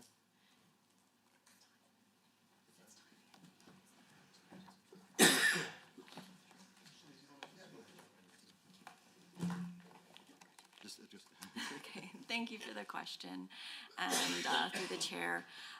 It's really a timing of payments. We wanted to make sure that we followed accounting standards and did the proper accruals, that the recovery communities met all the requirements before the funding went out the door. The funding did all go out to the door in this fiscal year versus last. It's a matter of like March payment versus April and May. So like there really wasn't any delays there. Okay. Have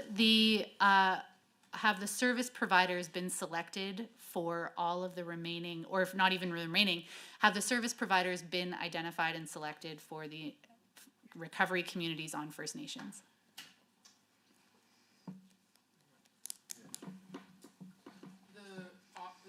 The operating models, through the chair, the operating model for the Indigenous recovery communities is determined by the communities.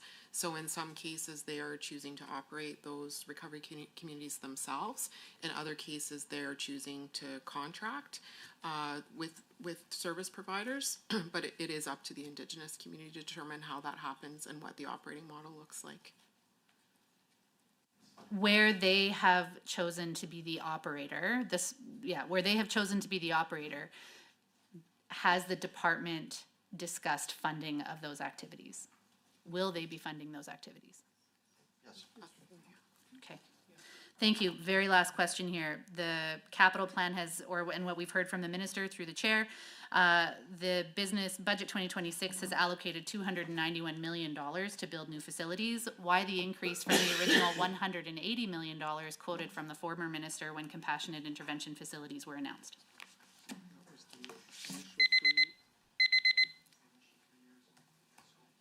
All right, we're gonna go back over to the government side. Please proceed. I don't know if this works. Am I on? Yes, you are. Okay. I have a flashing light here.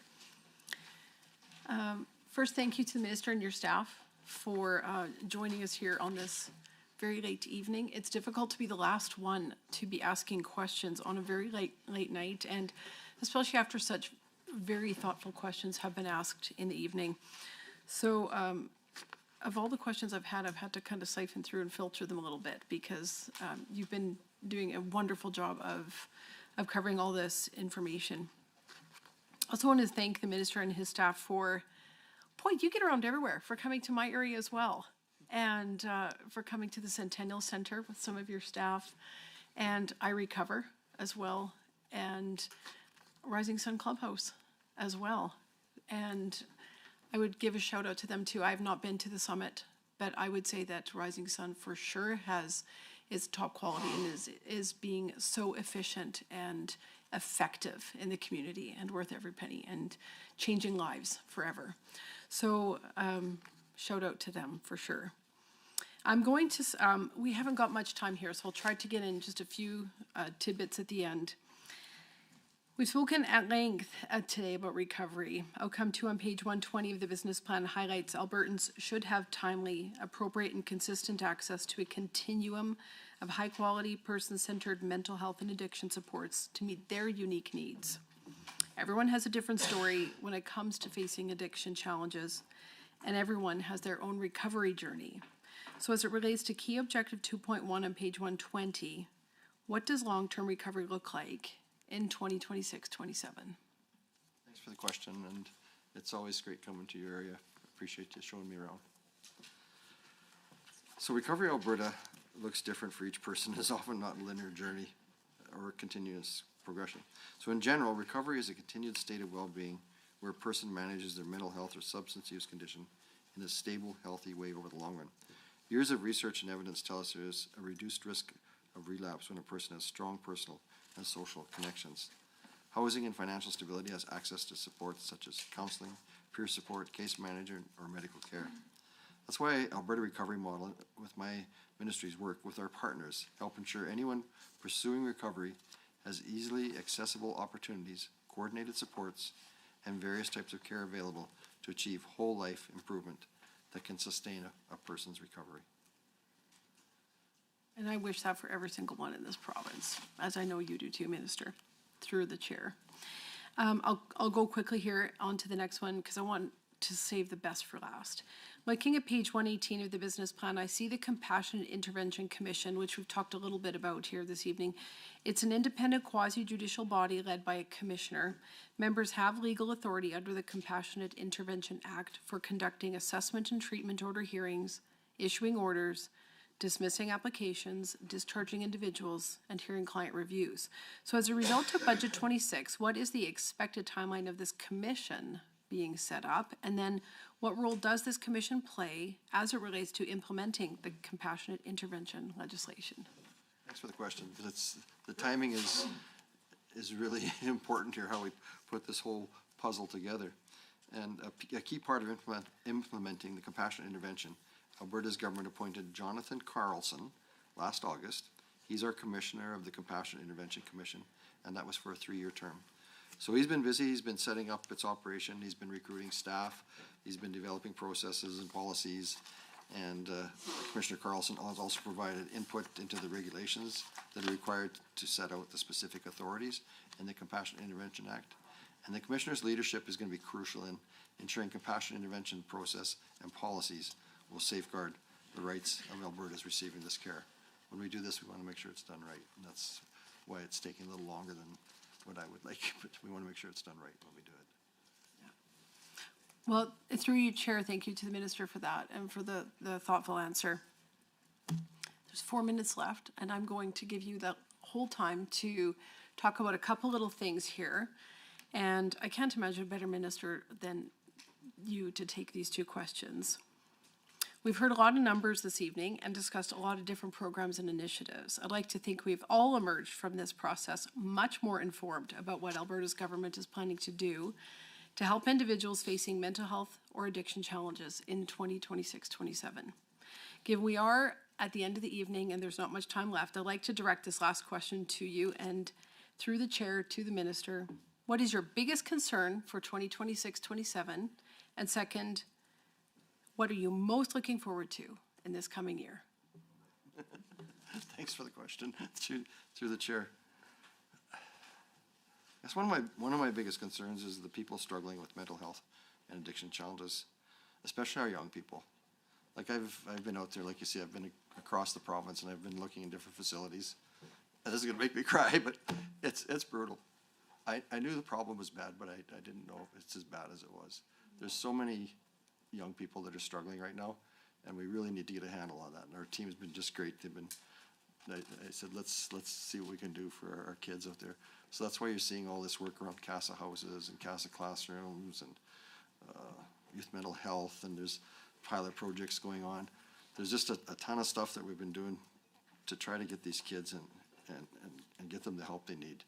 It's been a real team effort. Other ministries are leaning in on this, and I can see that we're making a difference.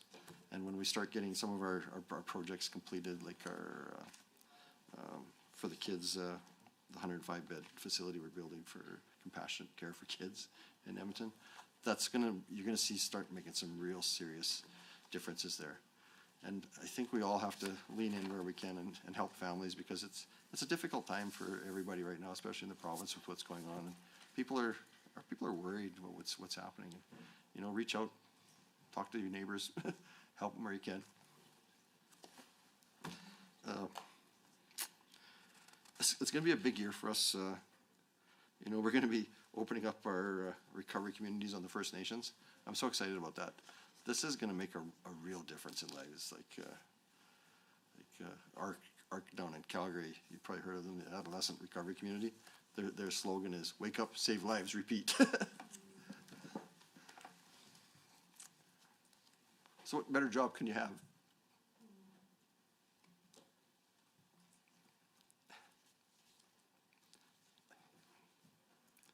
You know, I've seen the difference we're making. I've been into these recovery communities, and the one fellow I can think of, like, I almost thought these may be a lost cause, and we've got him through recovery, and now he's going to be a recovery coach. So here's somebody that probably wouldn't have made it. He'd been out on the streets. We've taken him through recovery, and now he's giving back. And that's what I really find so rewarding with this. People that have gone through the system, they want to give back. And it's just amazing to see. how you can actually touch people and make a difference in their lives. And it's been really rewarding. The Premier's been so good to me, and just kind of turned me loose, just I'll give you enough rope to hang yourself. So we're out there and we're making a difference in people's lives, and that's so rewarding to see that you can actually, work in government, get a lot of good things done. We've got so many good people, and I hope that the opposition comes with me too, and we can go through some of the facilities and see what's happening out there. It's pretty amazing. Well, thank you so much, Minister, that we're all teared up. I want to advise the committee that the time allotted for consideration for the ministry's estimates has concluded. I'd like to remind committee members that we are scheduled to meet tomorrow at 9 a.m., which is March 11th, to consider the estimates of Ministry of Education and Child Care. This meeting is adjourned. Have a good night, everyone.